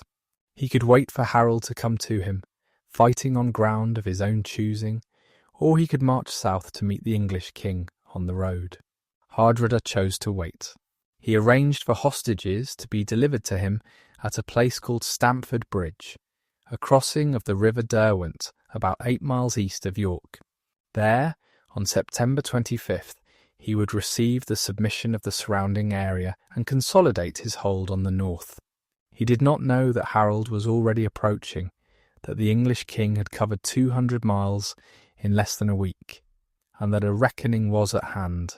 The morning of September 25th, 1066, dawned bright and warm, an unusually fine day for late September in the north of England. Harold Hardrada and his Norwegian army were encamped near Stamford Bridge, waiting for the hostages from York to be delivered. The mood in the Norwegian camp was relaxed, even complacent. They had won a great victory at Fulford Gate, they had taken York, and they believed that the north was theirs.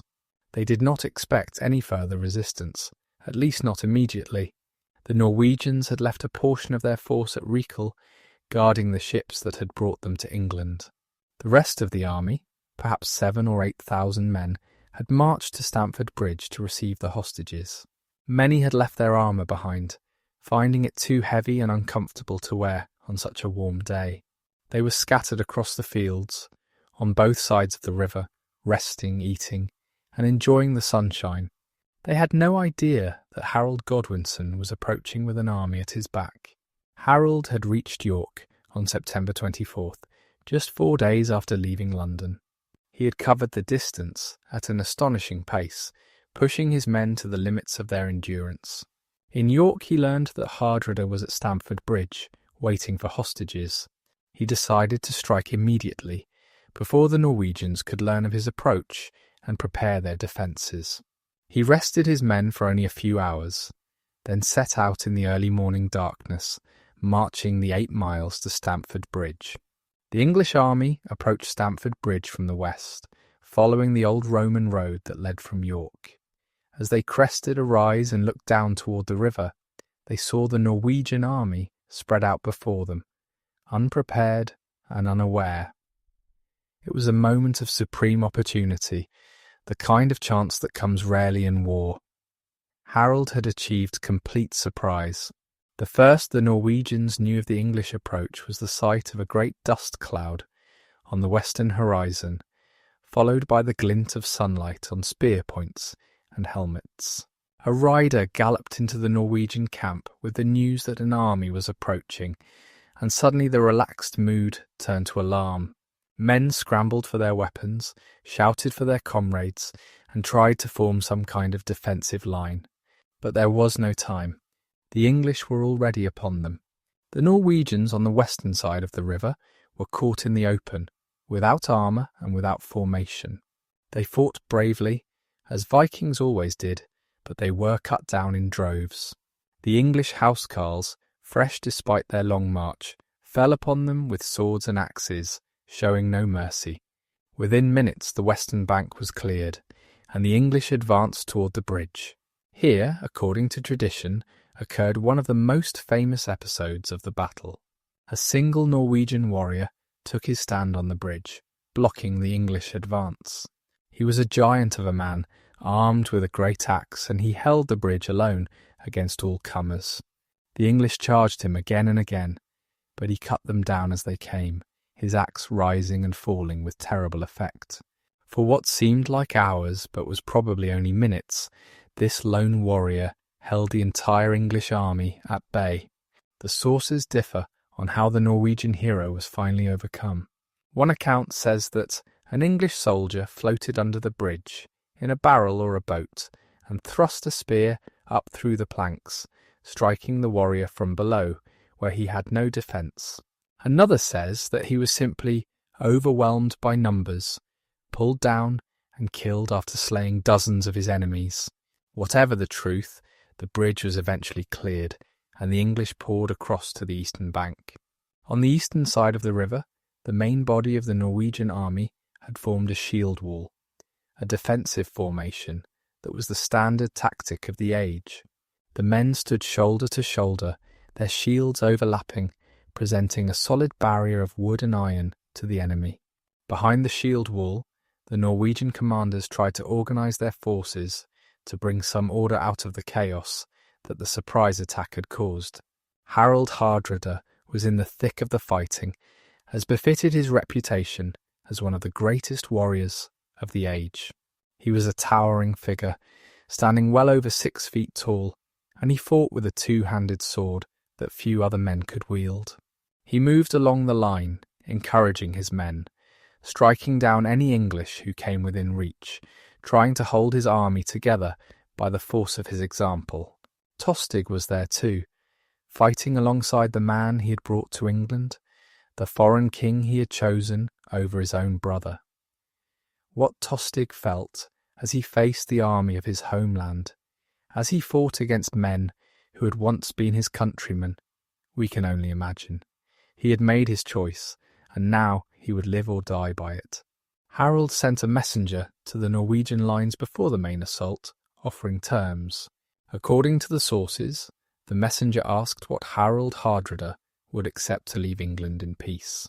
Hardrada replied that he would accept nothing less than the kingdom. The messenger then asked what Harold would offer to Tostig, his own brother, if he would abandon the Norwegian cause. The answer was blunt. Harold would give his brother 6 feet of English ground, or perhaps 7 feet, since Tostig was taller than most men. It was a grave, nothing more. There would be no reconciliation, no forgiveness. The brothers would settle their quarrel with blood. The battle that followed was long and brutal. The English attacked the Norwegian shield wall again and again, trying to break through by sheer force. The Norwegians held firm, their shields absorbing the blows, their spears and axes striking back at any who came too close. The fighting was hand to hand, face to face, the most intimate and terrible form of combat. Men grappled with each other, stabbed and hacked and bit, fighting for their lives in the press of bodies. The turning point came when Harold Hardrada was killed. The great Norwegian king, who had survived countless battles across half the world, was struck in the throat by an arrow. He fell, and with him fell the hopes of the Norwegian invasion. The death of their leader shook the Norwegian army, and their resistance began to crumble. Tostig tried to rally the survivors, taking command and urging them to fight on. But the heart had gone out of the Norwegian force. They were tired, many were wounded, and their king was dead. The English pressed their advantage, pushing harder against the weakening shield wall. One by one, the Norwegian formations broke, and the battle turned into a rout. Tostig himself was killed in the final stages of the battle. The sources do not tell us exactly how he died, whether he fell fighting bravely or was cut down while trying to escape.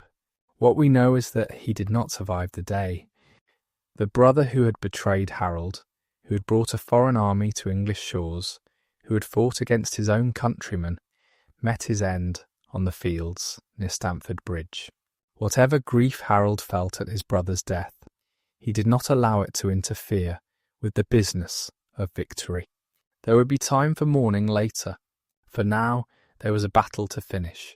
The Norwegian army disintegrated. Those who could flee did so, running for the ships at Rickhol, 8 miles to the south.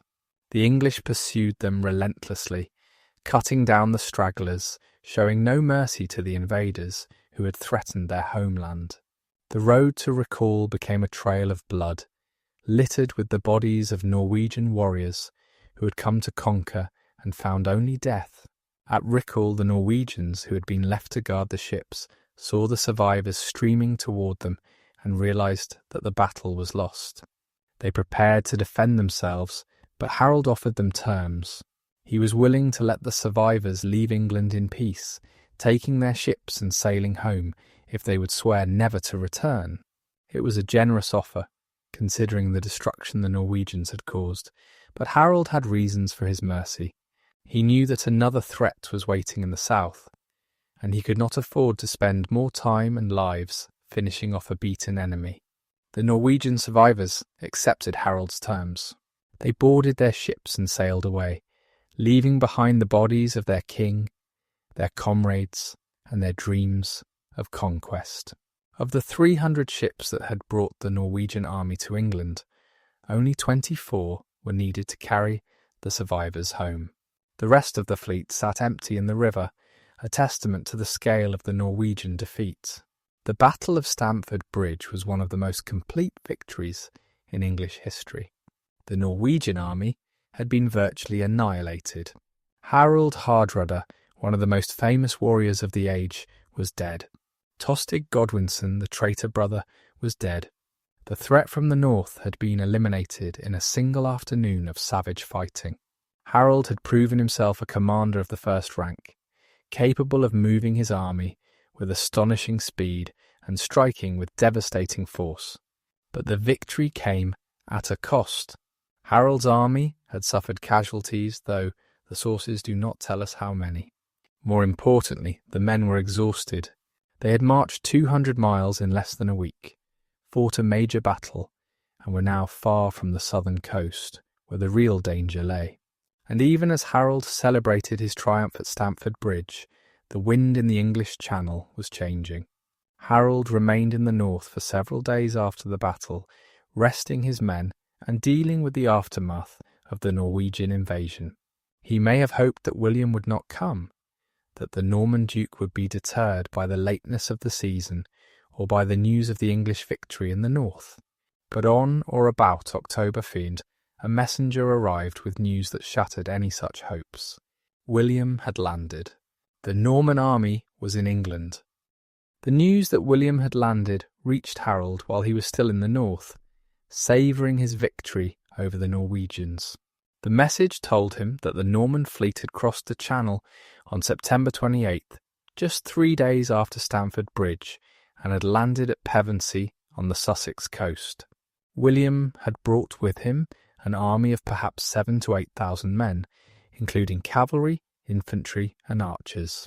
They were now ravaging the countryside, burning villages, seizing supplies, and establishing a fortified camp from which to operate.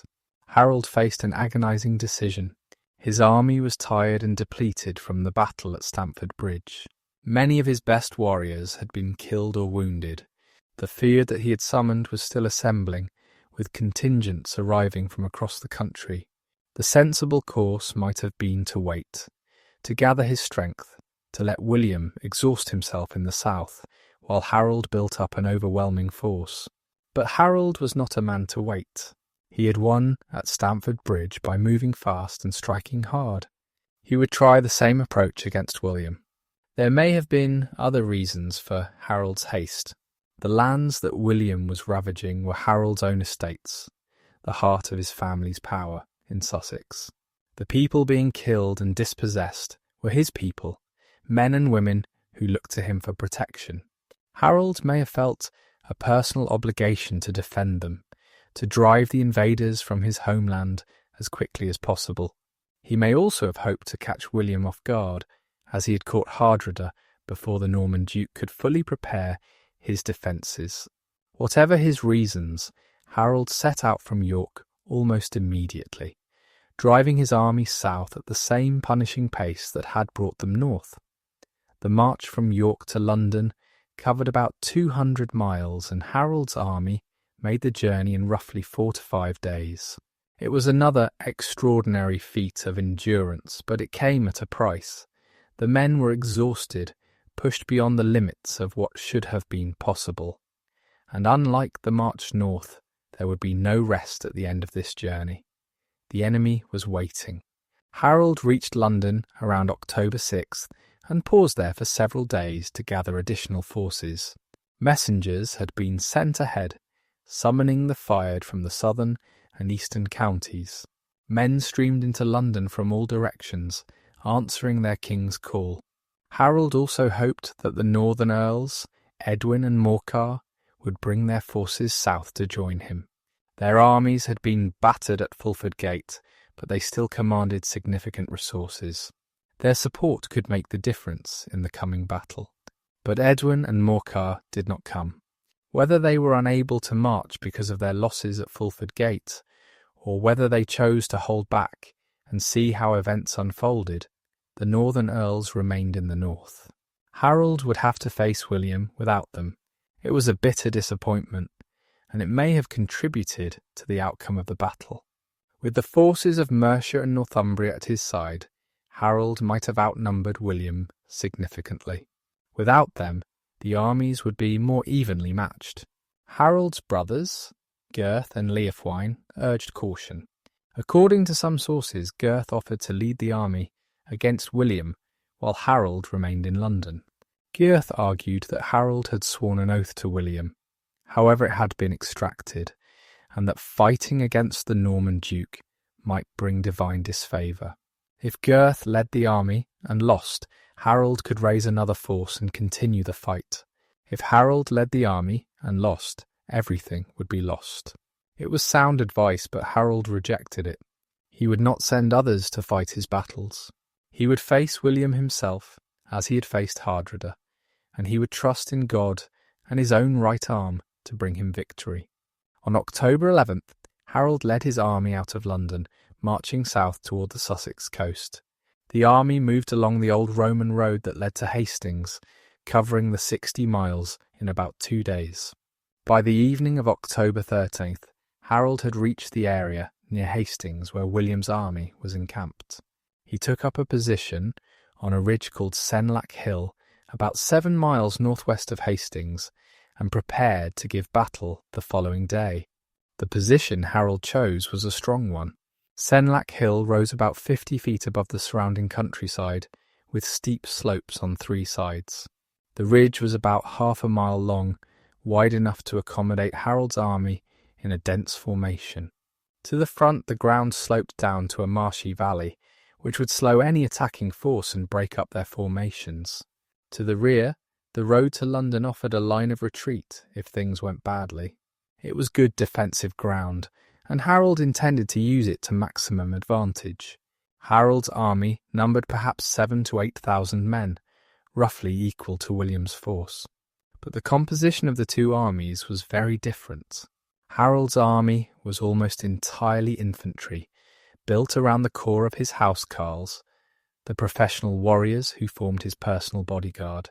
The housecarls were superbly equipped, wearing coats of mail and carrying large round shields, long-handled battle axes, swords and spears. They were among the finest infantry in Europe, disciplined, experienced, and utterly loyal to their king. The rest of Harold's army consisted of the fyrd, the levy of free men who owed military service. The quality of the fyrd varied widely. Some were well equipped and experienced, veterans of previous campaigns. Others were farmers and craftsmen with little training and poor weapons. They were brave enough, willing to fight for their king and their country, but they lacked the discipline and cohesion of professional soldiers. In a defensive battle, behind a shield wall, they could hold their own. In a more fluid situation, they might be vulnerable. William's army was more diverse in its composition. It included heavy cavalry, the mounted knights who were the elite of Norman warfare. These men rode large war horses and fought with lances, swords and maces. They wore mail armour and carried kite-shaped shields that protected their bodies from shoulder to knee. The Norman cavalry was a formidable force, capable of delivering devastating charges that could break enemy formations and pursue fleeing enemies. William also had infantry, including both Norman foot soldiers and mercenaries from other parts of France. And he had archers, men equipped with bows who could rain arrows down on the enemy from a distance. The combination of cavalry, infantry, and archers gave William tactical flexibility that Harold lacked. He could probe the English defences with his archers, wear them down with infantry assaults, and exploit any weakness with cavalry charges. It was a sophisticated, combined arms approach that had proven effective in William's continental campaigns. The night before the battle was spent in very different ways by the two armies. According to the Norman sources, the English spent the night drinking and singing, celebrating their victory at Stamford Bridge and confident of victory on the morrow.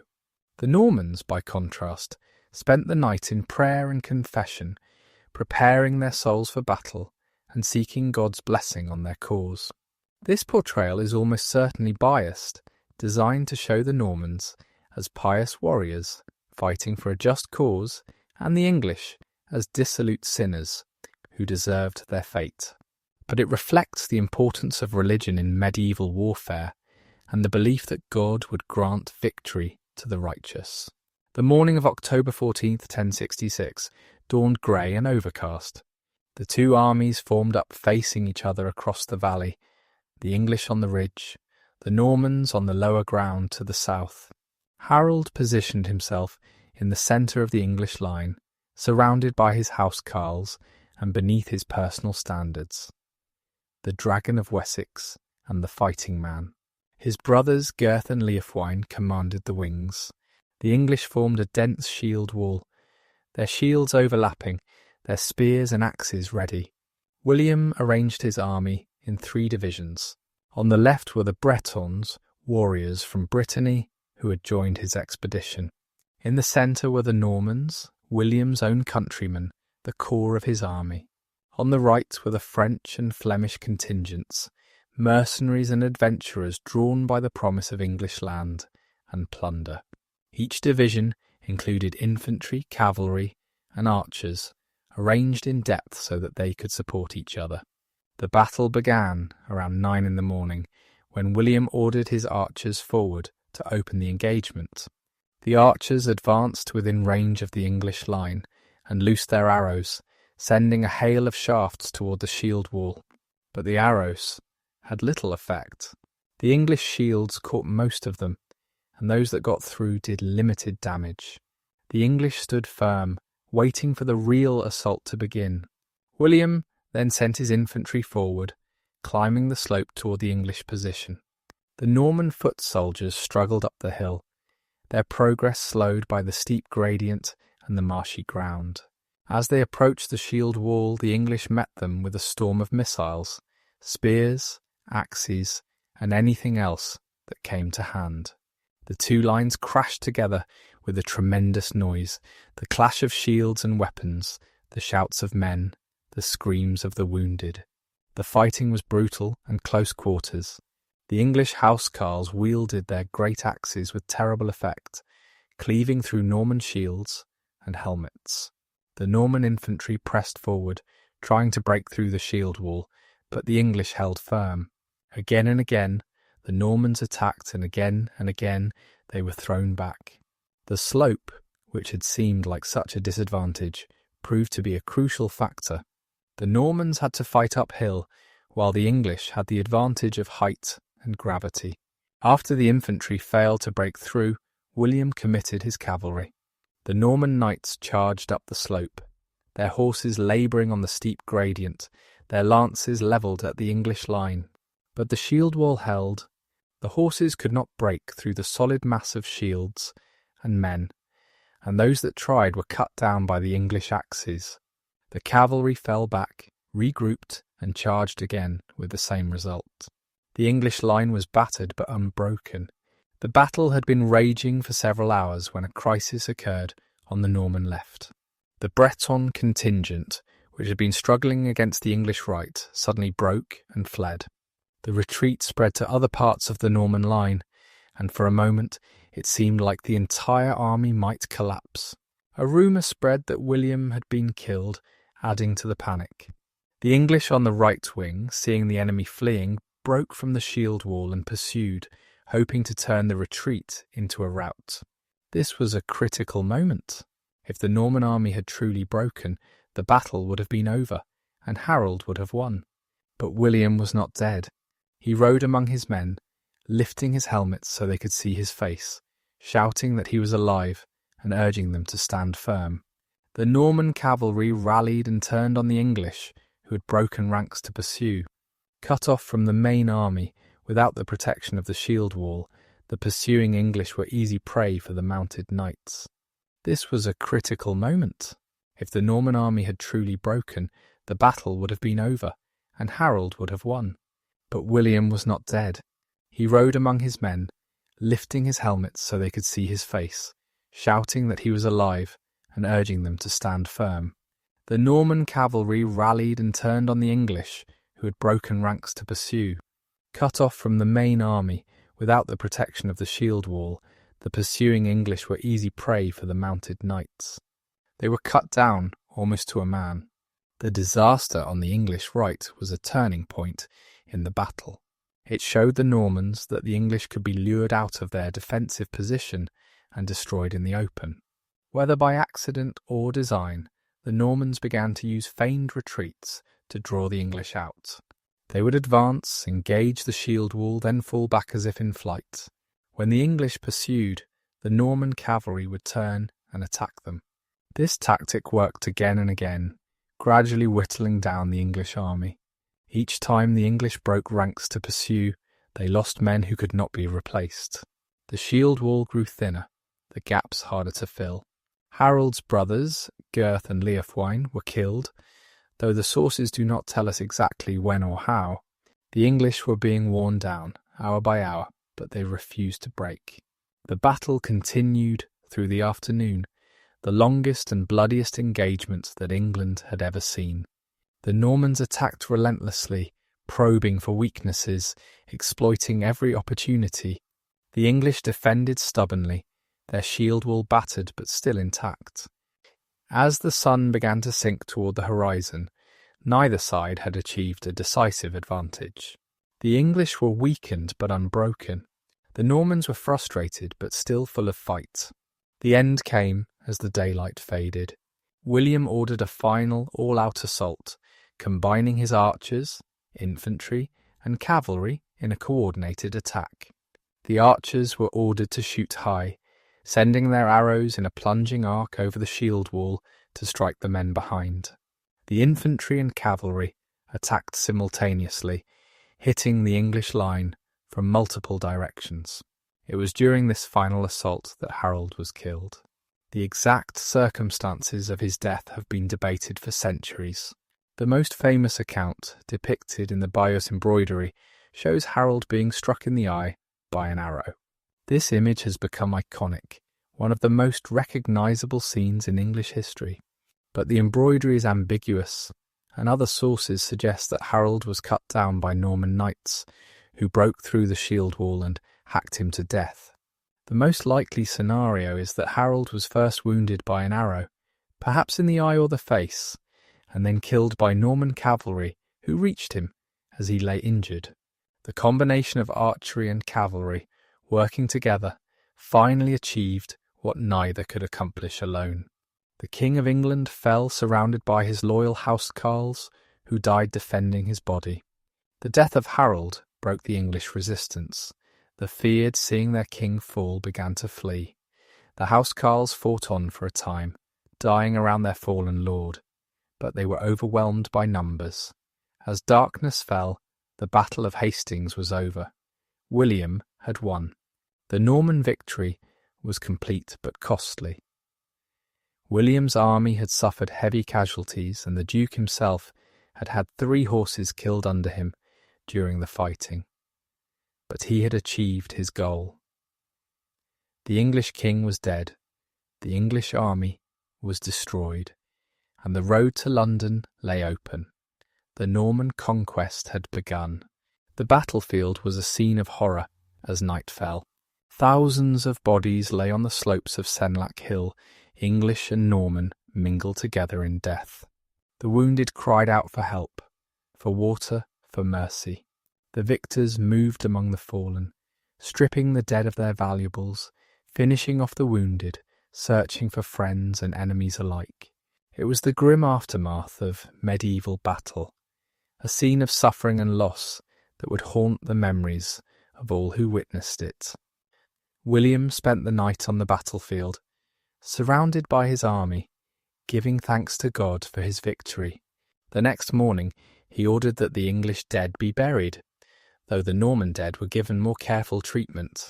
The body of Harold was found among the fallen, so mutilated that it could not be recognised by ordinary means.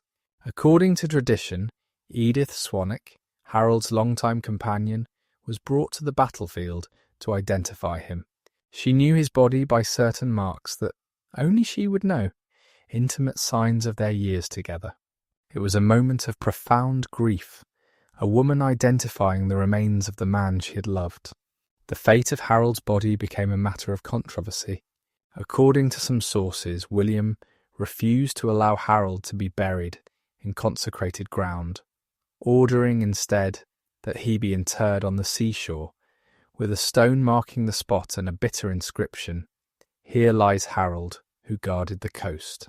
Other sources say that Harold's mother Githa offered William his weight in gold for the return of his body, but the offer was refused. Still other accounts claim that Harold was eventually buried at Waltham Abbey, the church he had founded and loved, where his tomb could be venerated by those who remembered him. The truth is uncertain, and it may never be known where Harold's remains truly lie. But his memory lived on, in the hearts of those who had known him, in the stories told by generations of English men and women, and in the history of the nation he had tried to save. The Battle of Hastings did not immediately end English resistance to the Norman invasion. In the weeks and months that followed, William faced continued opposition from various quarters, but the death of Harold had removed the one man who could have united the English against him. Without a king, without a leader, the resistance was fragmented and ineffective.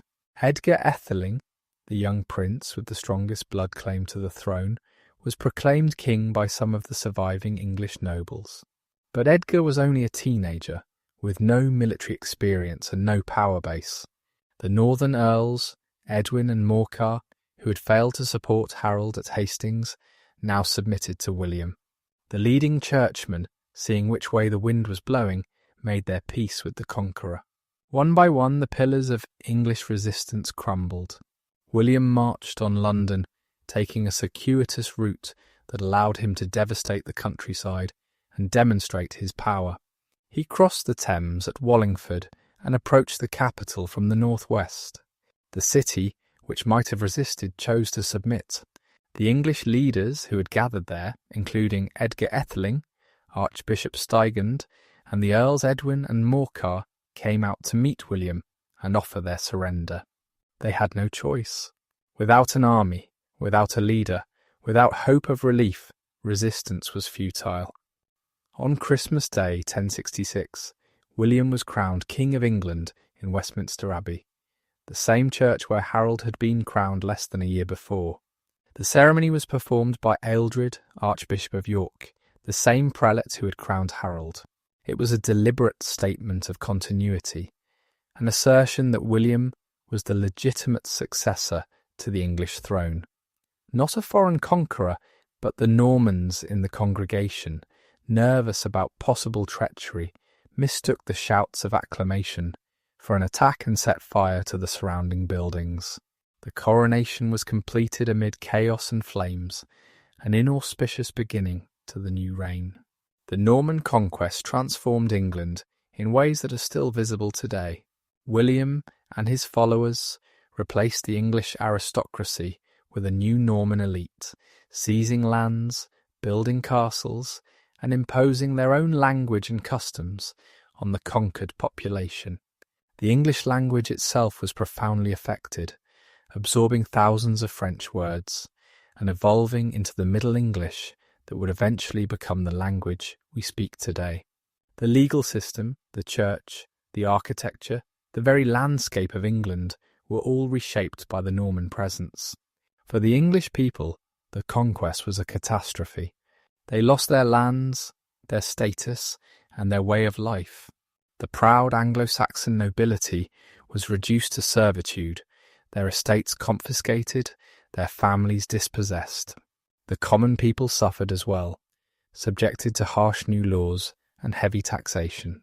Rebellions broke out in various parts of the country, but they were crushed with brutal efficiency.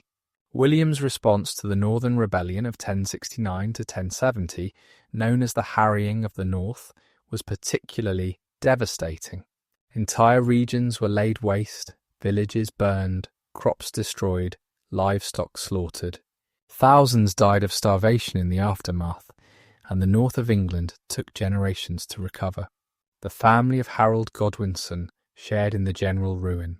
His mother Geitha fled to Exeter, where she organised resistance for a time before escaping to the continent. His sons by Edith Swanwick attempted invasions from Ireland in 1068 and 1069, but they were defeated and eventually gave up their claims. His daughter Geitha married Vladimir Monomakh, a Russian prince, and became the ancestor of several European royal houses. His widow Ealdgith disappears from the historical record, her fate unknown. The child she was carrying when Harold marched to Hastings, a son named Harold, was born after his father's death and grew up in obscurity. Edith Swanwick, the woman who had shared Harold's life for so many years, also fades from history after identifying his body. We do not know where she went or how she spent her remaining years. She may have retired to a convent, as many noble widows did. She may have lived quietly on whatever lands she was allowed to keep. Her story, like so many stories from this period, ends in silence. The memory of Harold Godwinson lived on in England, though it was shaped and reshaped by the political needs of successive generations. The Normans, naturally, portrayed him as a usurper and an oath-breaker, a man who had stolen the throne that rightfully belonged to William.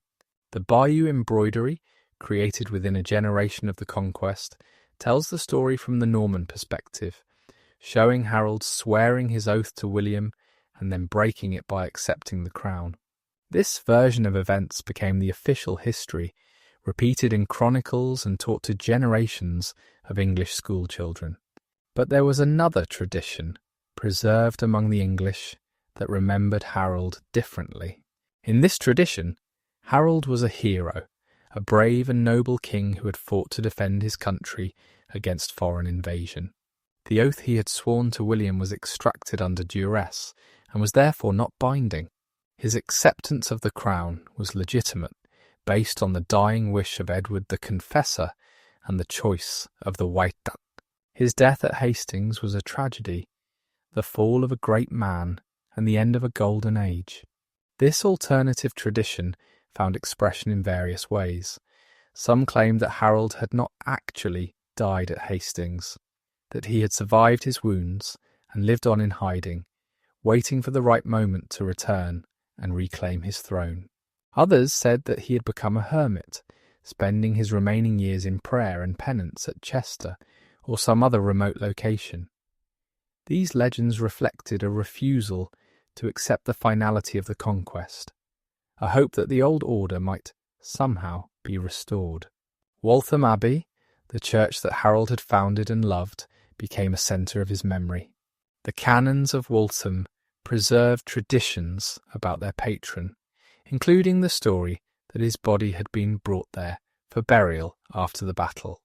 They showed visitors what they claimed was Harold's tomb, and they told stories of miracles associated with his remains. Whether Harold was actually buried at Waltham, or whether his body lay elsewhere, the church served as a place where the English could remember their last king and mourn what had been lost. The historical assessment of Harold has varied over the centuries. Medieval chroniclers working under Norman patronage generally portrayed him negatively, but as time passed and the wounds of the conquest healed, more balanced assessments emerged. Modern historians recognise Harold as a capable and effective ruler who faced an impossible situation in 1066. He won a stunning victory at Stamford Bridge, only to be forced to march his exhausted army south to face a fresh enemy. His defeat at Hastings was not inevitable, and with a little more luck or a little more time, the outcome might have been different. Harold's place in English history is unique. He was the last crowned Anglo-Saxon king, the end of a line that stretched back to the legendary founders of the English nation. His death marked the end of an era, the close of the Anglo-Saxon period and the beginning of the Norman age. Everything that came after, the medieval kingdom, the Tudor dynasty, the British Empire, the modern United Kingdom, all of it grew from the soil of the Norman conquest. Harold stands at the hinge of history, the last representative of one world and the unwitting herald of another. The England that Harold knew and fought to defend was transformed beyond recognition by the conquest. The language changed, the laws changed, the social structure changed. The great Anglo-Saxon families were swept away, replaced by Norman lords who spoke a different tongue and followed different customs.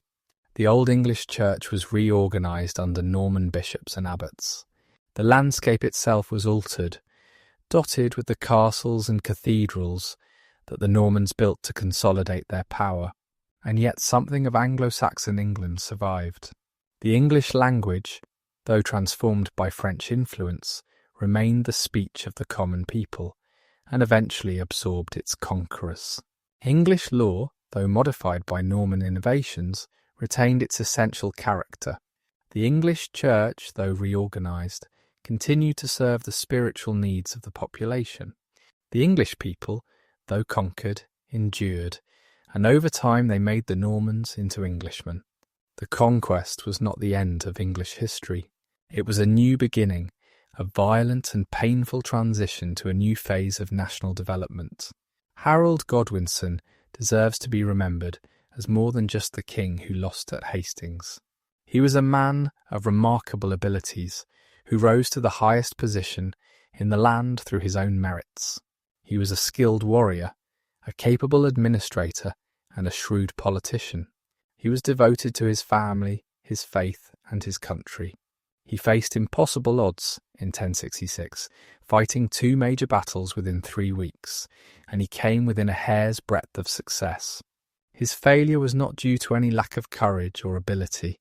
It was the result of circumstances beyond his control, the accidents of weather and timing that so often determine the fate of nations.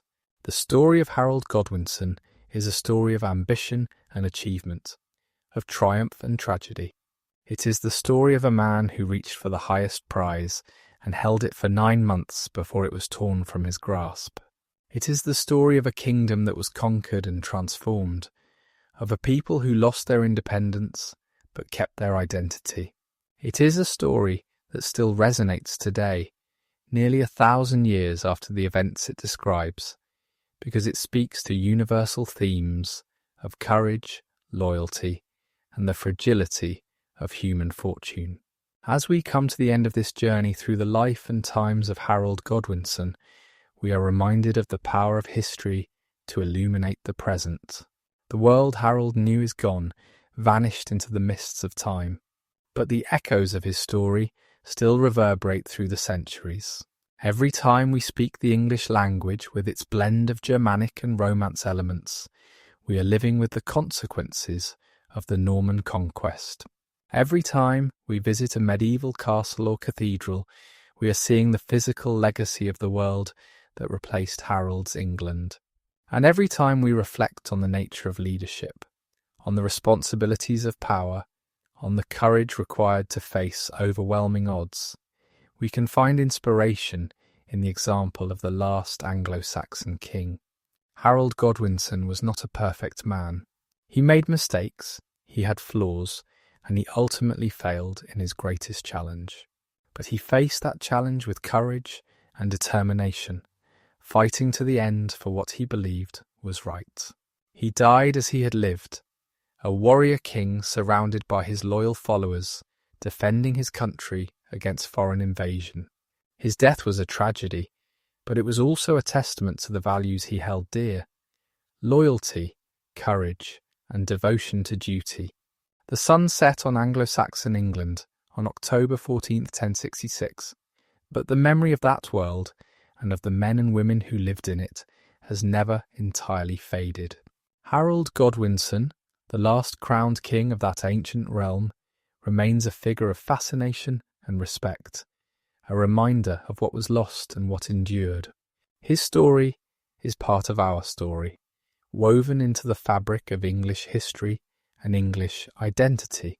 As long as that history is remembered, Harold will not be forgotten.